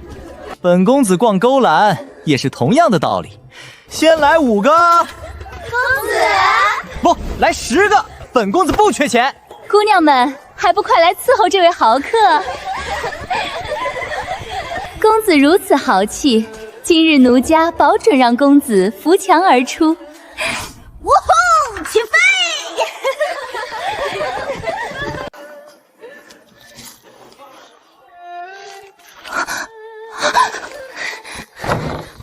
保姆，大事不好了！楼上那位公子拿烧给死人的纸钱结账，他想吃霸王餐。烧给死人的纸钱，好大的胆子，竟连我秋娘都敢骗！说吧，你想怎么死？保姆此言差矣，这难道不是钱？拿烧给死人的东西糊弄我，你真当我是傻子？本公子的确白嫖了，可你又能奈我何？不服便报官。本公子今日便替你讲讲大钱律法。首先，姑娘们全是自愿，这不是强奸罪。其次，纸钱与大钱通行货币并不相似，不会令百姓对朝廷货币产生信用危机，因此也不算假币罪。至于诈骗罪，解释起来便有些长了，且让本公子仔细想想，再慢慢说来。看来还是个懂法的老手。可谁告诉你我准备报官？不报官？敢来春江楼白嫖，给我打断他的腿！这个情况兄长没说啊！说好的白嫖呢？兄长，你让我没有爱啊！老将耽搁一早，午后又陪女帝嬴政数个时辰。胭脂阁一趟，什么也没想到，只想让绿萝按一按，睡个好觉。孽畜！孩儿拜见父亲大人、母亲大人。你莫以为有陛下护着，老夫便拿你没有办法。老夫纵然不能打你，罚站与抄写圣贤书总还是可以的。老夫给你的银钱，逛过胭脂阁后还剩多少？胭脂阁一趟并未花钱，只在锦缎楼买了一匹布，花了10两银子。区一匹布，竟花10两银子，简直铺张浪费。此乃赵国盛产的诏稿，质地轻薄，穿着舒适，孩儿特意买来送给母亲。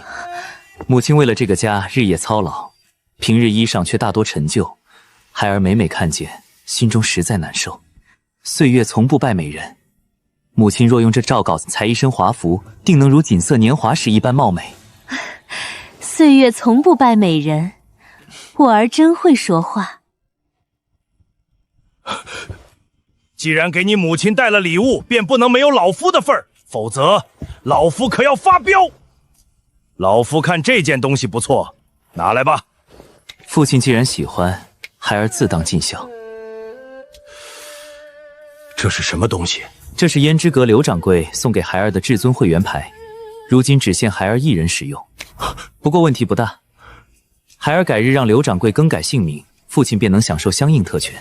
这木牌造价不菲，究竟有什么特权？倒也没有什么特别的。凭此牌进入胭脂阁，酒水与美食可以随意享用，每日还可免费由一名美人作陪。每月另有一位花魁可陪持牌之人共度良宵。每日一个美人作陪，每月还有一个花魁共度良宵。孽子，简直胡言乱语！老夫自从与你娘在一起，便从未踏足过那等污秽之地。区一块木牌，你自己拿好。父亲大人，您捏的倒是怪紧的。夫君若是想去，尽管去便是。妾身绝不是善妒之人，半夜3更更不会做些什么。夫人这是说的哪里话？分明是这孽子身体太虚，老夫又恰巧天生神力，他才没能将木牌拿走。事出玉屑3000，也只心仪夫人一人。杨儿，你正值年轻气盛，这东西留在你手里才算有些用处。若给了你爹，纯粹是浪费。你虽年轻，也要注意身体。须知年少不知身体贵，老来青楼空流泪。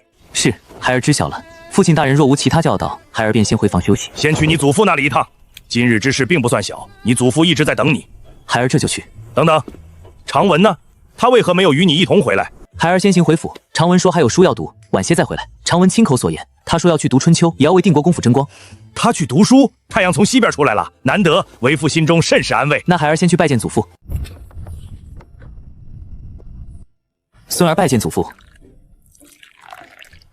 孙儿正好口渴，多谢祖父赐茶。你这混小子，胆量倒是比你爹大。说说吧，今日胭脂阁究竟发生了什么？逛个青楼，不去找花魁玩乐，怎么还给荣亲王之子下起药了？祖父有所不知，今日之事实在一言难尽。孙儿本已带足银子准备留宿，可陛下亲自到了胭脂阁，还向孙儿问起削藩之策。孙儿将推恶政时机未到，以及先除荣亲王再变法强国之策悉数说与了陛下。削藩的确不能操之过急，此事牵一发而动全身，一旦时机不对，便会酿成大祸。推恩令虽是阳谋，眼下还不到时候，这一点你想得很清楚，所以你便趁势向陛下提出先杀荣亲王，再变法强国。这里面有几分为国效力，又有几分是你与荣亲王府的私仇？没有半分为国效力，全是私仇。如此千载难逢的机会，若轻易放过，未免太可惜。此事对陛下而言，的确是不小的诱惑。可你想过没有？若荣亲王倒下以后，你不能令大钱富强，也无法削弱六国，你会落得什么下场？祖父，此事孙儿有十足把握。孙儿并未骗你。相比兵法，孙儿其实更擅长经济。所谓经济，祖父可以先理解为金钱。经济手段往往杀人于无形，若运用得当，其杀伤力绝不弱于几十万大军正面厮杀，甚至有过之而不及。经济手段若真能少动刀兵，少死些大钱战士，自是军中之福。你有具体手段？孙儿今日去了锦缎楼，特意打听赵国所产的诏稿。这件东西可以大做文章，若运用得当，足以令赵国元气大伤。老夫倒要看看你如何凭一匹布令赵国元气大伤。这大钱倒真因你热闹起来了。老夫叫你前来，不是为了武城，而是有些话必须提前告诫你。请祖父训诫。杜县令的银算不得什么大事，今日惹了荣亲王，陛下最终也会保住你，因为陛下需要你的才华。纵然你继续贪财了，借你制衡六国，也可能睁一只眼闭一只眼。可一旦大钱真正强盛，陛下不再需要你，你今日留下的贪污把柄便会成为取死之道。你贪了一辈子的银子，也终会重新回到国库，其中厉害你可明白？祖父可曾想过，孙儿若不贪财，也不好色，又没有其他弱点，一个毫无弱点还能不断献出毒计的臣子，陛下如何放心？他又怎会真正放权？往往才会死得很惨。这么说，你贪财好色，全是故意装出来的？查核藏银之事，也是故意让陛下看见，好令他觉得你能被掌控？祖父觉得呢？那倒不是，贪财好色的确是孙儿的本性，不过故意摆给陛下看也是真的。入户部更是因为油水丰厚。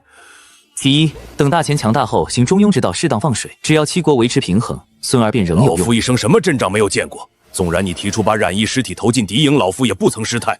只管说既能强国又能保身的法子。其二，拿下女帝，征服女帝，只要能令女帝归心，日日伴驾，自然不必再担心兔死狗烹，甚至将来高家的长子。相比前两个法子，第三个就不只是大胆，还很行。不瞒祖父，孙儿在蛊惑民心这方面也颇有心得。滚出去！再敢胡言乱语，老夫打断你的腿！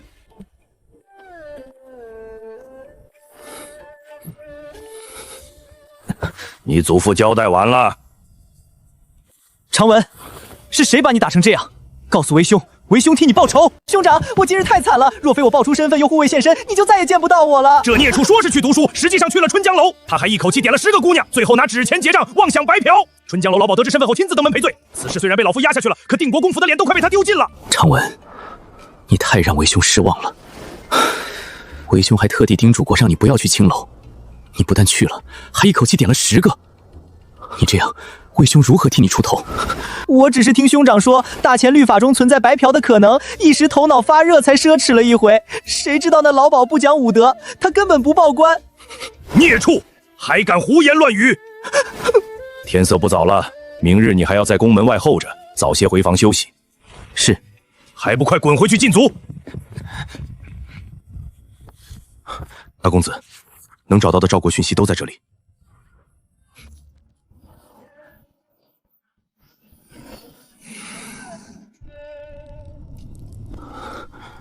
父王，孩儿睡不着，根本睡不着。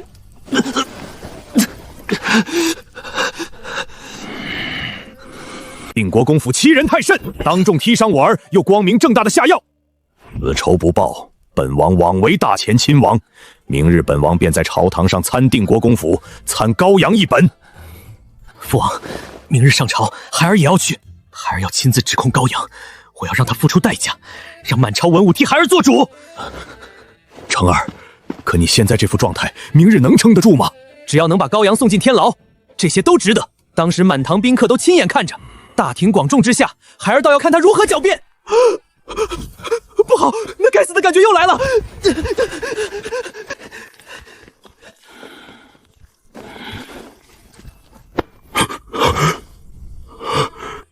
今日发生的一切，本王都知道了，苦了你了。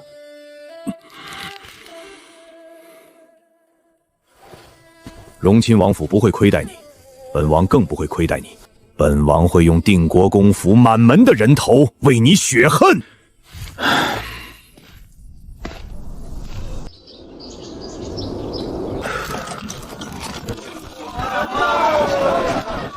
平身。诸位爱卿，可还有事启奏？启禀陛下，臣武龙有事启奏。荣亲王有何事启奏？臣弹劾户部员外郎高阳目无法纪，他不仅当众给大清世子下药，还出手殴打世子，还请陛下严惩。户部员外郎竟有这么大的胆子！臣之子就在殿外候着，还请陛下为臣之子做主，也为大前皇室做主。宣第5城入殿。陛下，还请陛下为臣做主。荣亲王所言，当众下药之事可属实。千真万确，高阳非要与臣喝酒助兴，哄骗臣喝下杯中酒，自己却将酒一口喷了出来。高阳还踢了臣的下面，还请陛下严惩此人。启禀陛下，我儿秉性纯良，平日连地上的蚂蚁都不忍踩死，此事必定是污蔑。人证物证俱在，高侍郎还敢狡辩？高阳若也算秉性纯良，满朝还有谁不是善人？高大人，你莫不是疯了？陛下，我儿高阳也在殿外候着，不如宣高阳入殿当面对质，还请陛下还我儿一个清白。宣户部员外郎高阳入殿。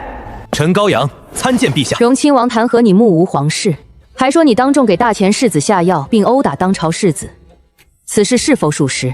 启禀陛下，这句话一半对，一半不对。哦，臣的确目无皇室，因为在臣心中，陛下大前皇室乃待放在心中敬重，而不是只挂在嘴上说给旁人听。那后半句呢？给武城下药殴打当朝世子，是否属实？污蔑！陛下，臣才是蒙受冤屈之人，臣今日恳请陛下替臣做主，还臣一个公道。高阳，你给本世子下药，你还嫌委屈上了？胭脂阁内人证物证俱在，你还敢当着陛下与文武百官的面欺君？世子可有证据证明是臣给你下了药？自然有。你当着本世子的面让高长文去雅间取酒，你又以作诗需要美酒增添灵感为由，哄骗本世子与你对饮，结果本世子喝了，你却把酒吐了出来，这还不算证据？世子，这便是冤枉臣了。臣作诗时向来只需美酒入口，并不一定要咽下。难道这样的习惯也有罪？高阳，你少在这里诡辩！你骗本世子说那首诗与本世子有关，可你最后做的分明是云想衣裳花想容，春风拂槛露华浓。难道这首诗还是写给本世子的？昨日世子离开的匆忙，臣忘了告知诗名。此诗名为《清平调见武世子忆往昔美人有感》。如此一来，这首诗怎会与世子无关？更何况，抛开事实不谈，臣将这首诗写给世子，又有何不可？世子面如冠玉，风度翩翩，世子在臣心中的形象，就是比仙子更美的女子，这又有何罪？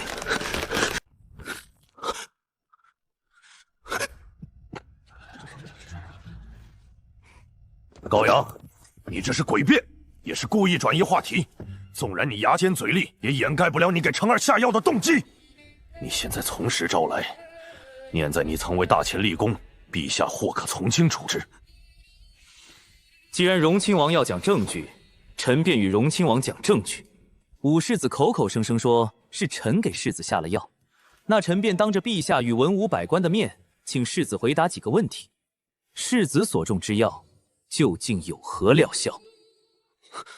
当时有哪些证人亲眼目睹药效发作？最后又是何人替世子解毒？这一切，还请世子如实作答。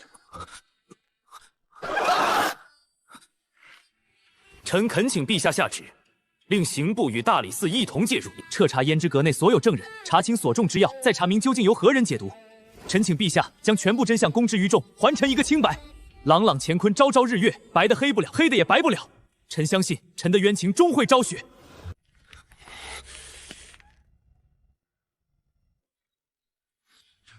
既然世子与高阳各执一词，便由刑部介入调查，务必查个水落石出。陛下，胭脂阁内鱼龙混杂，昨日场面又十分混乱。高阳如今言之凿凿，下药一事或许是臣判断草率。但高阳当众殴打臣，此事绝无抵赖的可能。高阳，你对此作何解释？高阳，你当真动手打了武城？回陛下，臣没有动手，臣只是动了脚。陛下，高阳已经亲口承认，还请陛下治罪。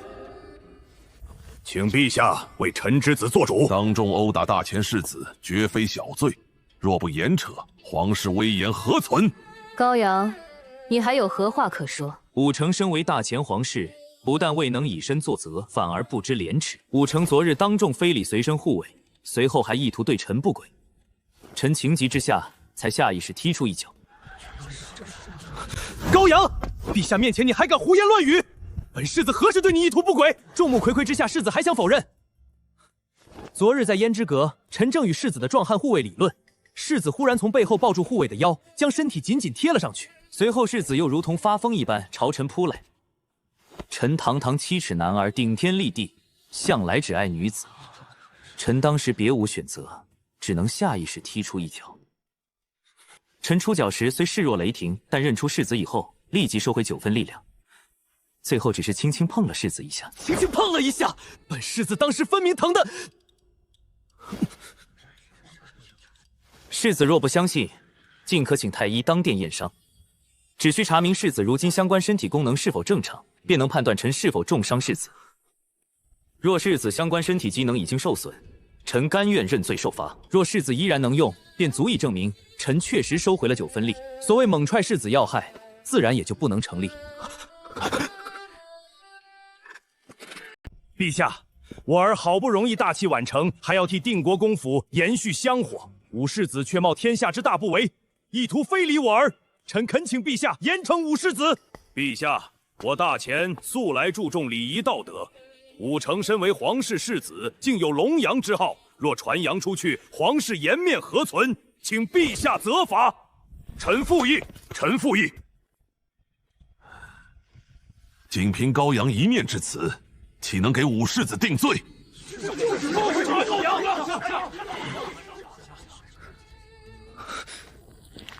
一场针对高阳的发难，竟被高阳3言2语消弭于无形。这样的麒麟子，本该是宋家的女婿。陛下，臣还有话要说。你还有何话？事情虽已真相大白，但臣的清白还没有回来。天下谋士无不重视名声，臣身为谋士，自然也不能免俗。更何况臣天生秉性纯良，行事光明磊落，如今却被污蔑下药害人，臣要向武世子索赔1000两白银，作为精神损失费，还请陛下明鉴。高阳，你不要欺人太甚！竹可焚而不可毁其节，玉可碎而不可改其白。身虽死，名可留于足帛。世子若是不服，臣便再次恳求刑部介入，将昨日之事彻查到底，向天下公布全部真相。竹可焚而不可改其白，身虽死，名可留于主帛。陛下，高大人能说出这番话，足见高大人心中正直。毒计只是高大人应敌的手段。昨日之事，老臣也认为其中必有误会。够了，此事皆由误会而起。这场闹剧到此为止，任何人不得再行纠缠。臣遵旨。高阳足以成为我一生的大敌，但我翠星河不会输给高阳。朕还有一件事要与诸位爱卿商议。自朕登基以来，只有燕国与齐国派遣使臣送来贺礼，其余4国至今毫无动静。其中赵国最为可恶。赵国与大前接壤，早年一直有臣服之意，如今朕已登基，分明是不将朕放在眼里。诸位爱卿认为此事应当如何处置？区赵国竟敢如此轻视陛下，臣请陛下发兵征讨。大前铁骑一到，赵皇必定俯首求饶。赵国近数十年大力扩军，早已兵强马壮。大前此时若与赵国开战，胜负尚未可知，贸然出兵，绝非良策。既不能动兵，荣亲王还有何办法？难道赵国蔑视陛下，大前便只能装作不知，咽下这口气？高阳，你可有妙计制裁赵国？陛下，赵国兵强马壮，一旦2国开战，胜负难料。臣暂时没有太好的办法。臣以为赵国狂任赵国狂，大前只需巍然不动。此事不如暂且忍让，以宽厚待人，用爱感化赵国。用爱感化。朕竟在满朝文武面前询问制裁赵国的具体计策。高阳不是无计可施，高阳是不能在这里说。高阳所言极是，为了大前百姓免受兵祸，赵国失礼之事，朕暂且不予追究。朕便以宽厚待之，用爱感化赵国。既已无事启奏，退朝。恭送陛下。陛下与高阳竟已有了这样的默契。孽子，你老实告诉老夫，方才在金銮殿上，你最后究竟在看哪里？那可是陛下。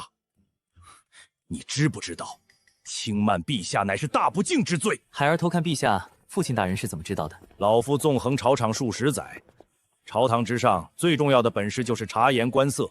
你在看什么？岂能瞒过老夫？哼，孽畜！没想到还是被老夫抓住了吧？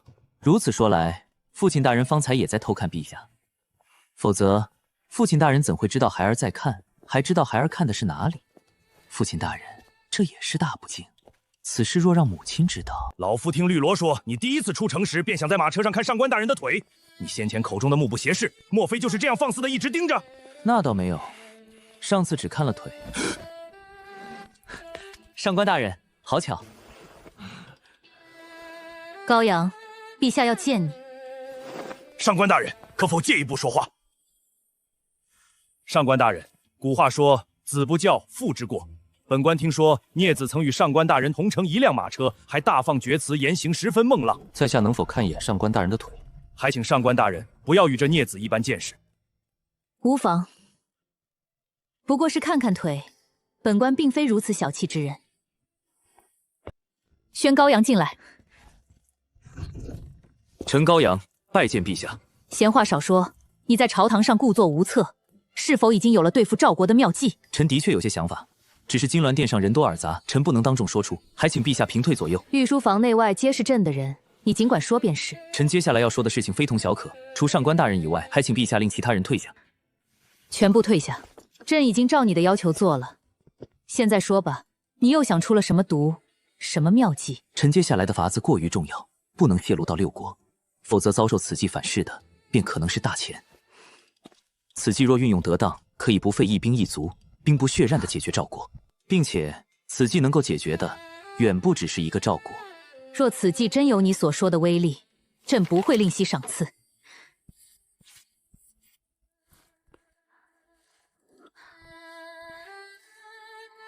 天下怎会有如此丑的字？臣见过许多人的字，无论字迹如何，臣通常都不会评价，除非实在忍不住。这字的确很丑。陛下，字迹并不重要，今日臣要向陛下讲的是如何做局，以国家为局，精准打击一国经济。以国家做局，打击经济。继续说，朕该如何做局，才能收割一个国家的财富，甚至令一个国家的经济体系走向崩溃？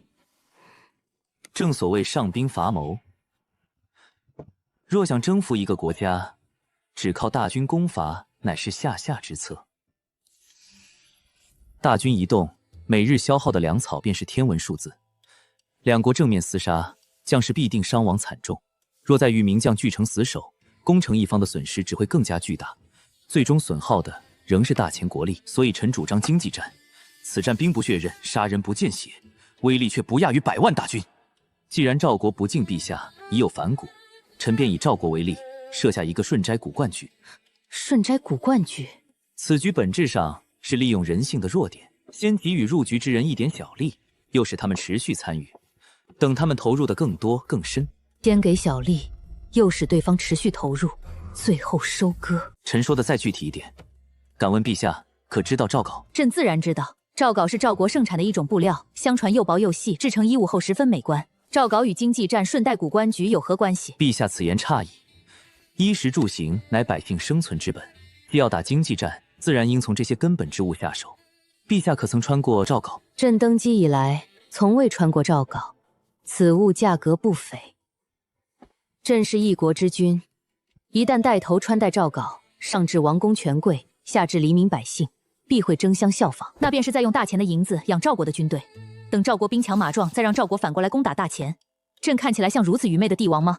赵国所产的赵缟运到大钱，路途遥远，运送成本很高，售价自然不菲。拿大钱的钱资助敌国，的确十分不智。可若臣此计的第一步，便需要陛下亲自穿上赵缟制成的衣物呢？陛下还要以两国交好、促进两国关系为名，鼓励大钱百姓穿戴赵缟。什么？你不但要朕亲自穿赵缟，还要朕下旨鼓励大钱百姓都穿赵缟？如此一来，大钱对赵缟的需求必定迅速增加，赵缟价格随之上涨，赵国并会大赚一笔，赵国得以强盛。大钱反损银钱，岂非赔了夫人又折兵？你先前说过，想要强大自身，就要削弱对手。大钱既要制裁赵国，为何还要主动给赵国送钱？陛下方刚的想法若出自一名大钱百姓，并没有错，但陛下身为大钱帝王，格局应当更大一些。格局？格局便是眼界。陛下将来注定要成为千古一帝，自然要用更广阔的视角审视整个局面。既然是局，就不能只看表面。臣先前已经说过，顺斋古观局的核心就是先让出一点小利，只有让赵国尝到甜头，主动投入更多，才有机会完成最后的收割。你的意思是，赵国靠赵稿赚到银子只是表象，这就是你要让给赵国的小利，真正狠辣的部分还藏在后面，只是朕暂时没有看见。不错，陛下身为一国之君，一旦亲自穿上诏稿，大钱上至王公贵族，下至黎民百姓，必会纷纷跟随。若陛下再亲下圣旨，鼓励百姓穿戴诏稿，市面上的需求便会远远超过供给，诏稿的价格必定迅速上涨，由此就会出现巨大的差价。一旦有利可图，商贾必定蜂拥而至，大钱商贾会赶往赵国进货，再将赵高运回大钱高价出售。赵国商贾也会在国内大肆收货，横跨数千里来大钱赚取高额利润。凡物存于世间，供过于求，价格便会下落。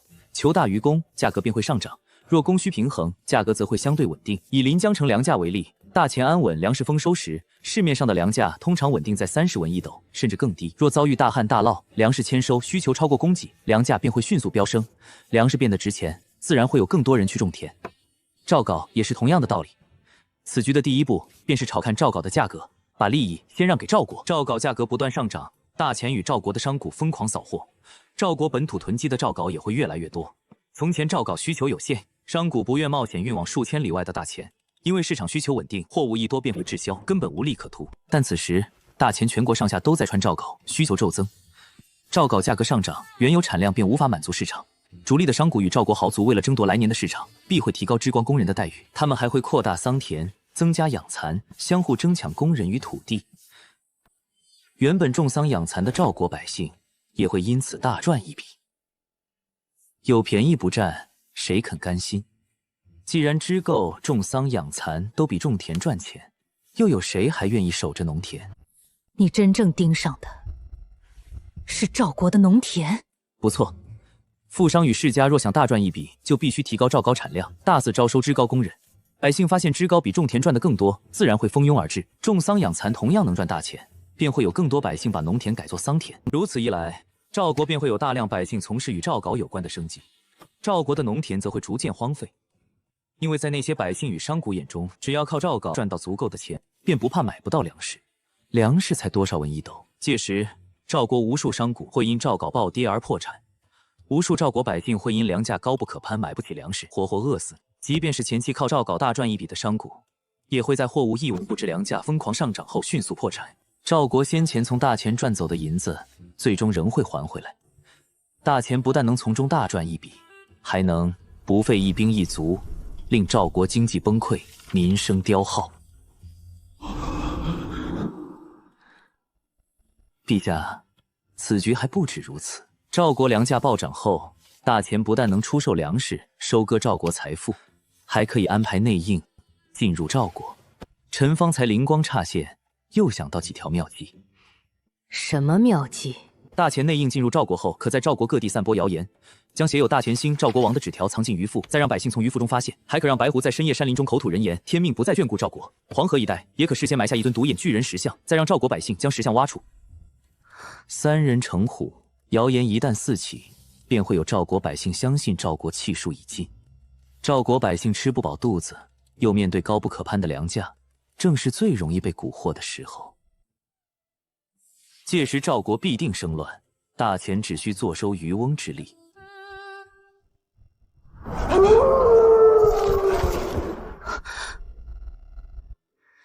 这顺斋古观局堪称天下第一毒计，先利用每个人都有的贪欲，操纵赵国举国入局，再摧毁诏稿价格，抬高粮价，煽动民变。高阳，朕没有看错你。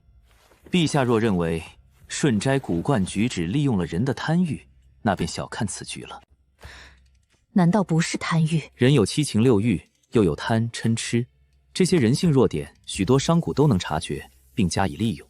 但还有一种弱点，多数人都意识不到，那就是思维惯性。思维惯性。当诏稿价格不断上涨，最终成为天价时，赵国百姓不会认为它即将暴跌，他们只会相信赵稿将继续紧俏，价格还会涨得更高。即便部分赵国百姓清楚其中存在血本无归的风险，也会认为厄运不会落到自己身上。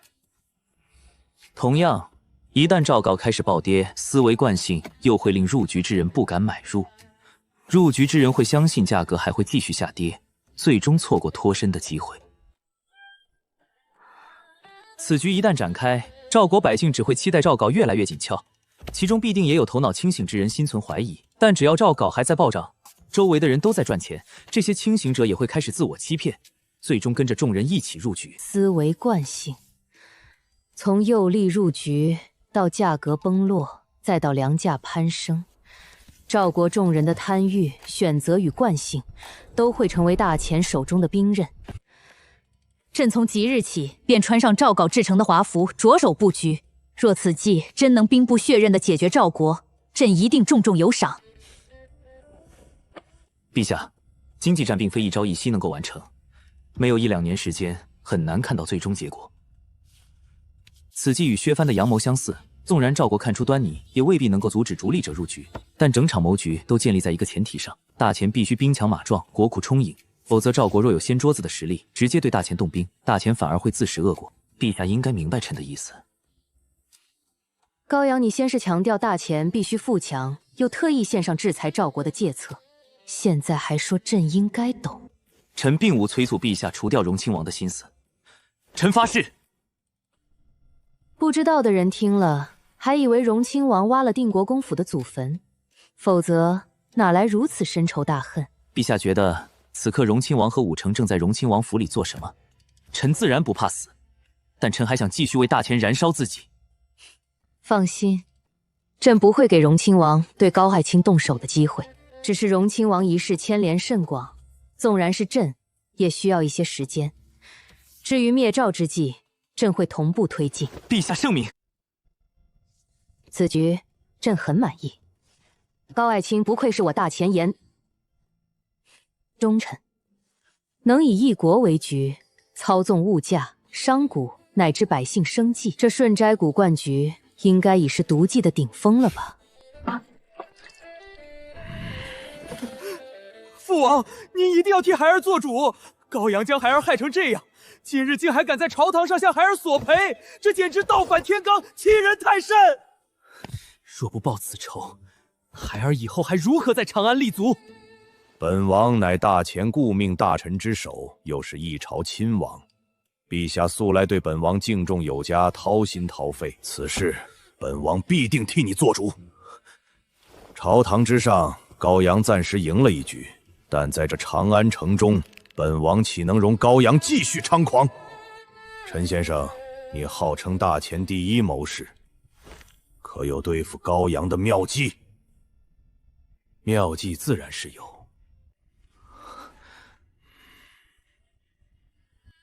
只是臣心中有些不安。臣这几日仔细了解过定国公府的高阳，高阳绝不是只图一时痛快、不顾后果的人。换而言之，高阳敢如此算计世子，行事间又毫无顾忌，便证明高阳并不畏惧王爷报复。臣始终想不明白，高阳的底气究竟来自何处？哼，不过是小辈之间的一场争斗，又不是不可化解的生死大仇。难道高阳还敢直接对本王动手不成？既然定国公府想与本王斗上一斗，那本王便奉陪到底。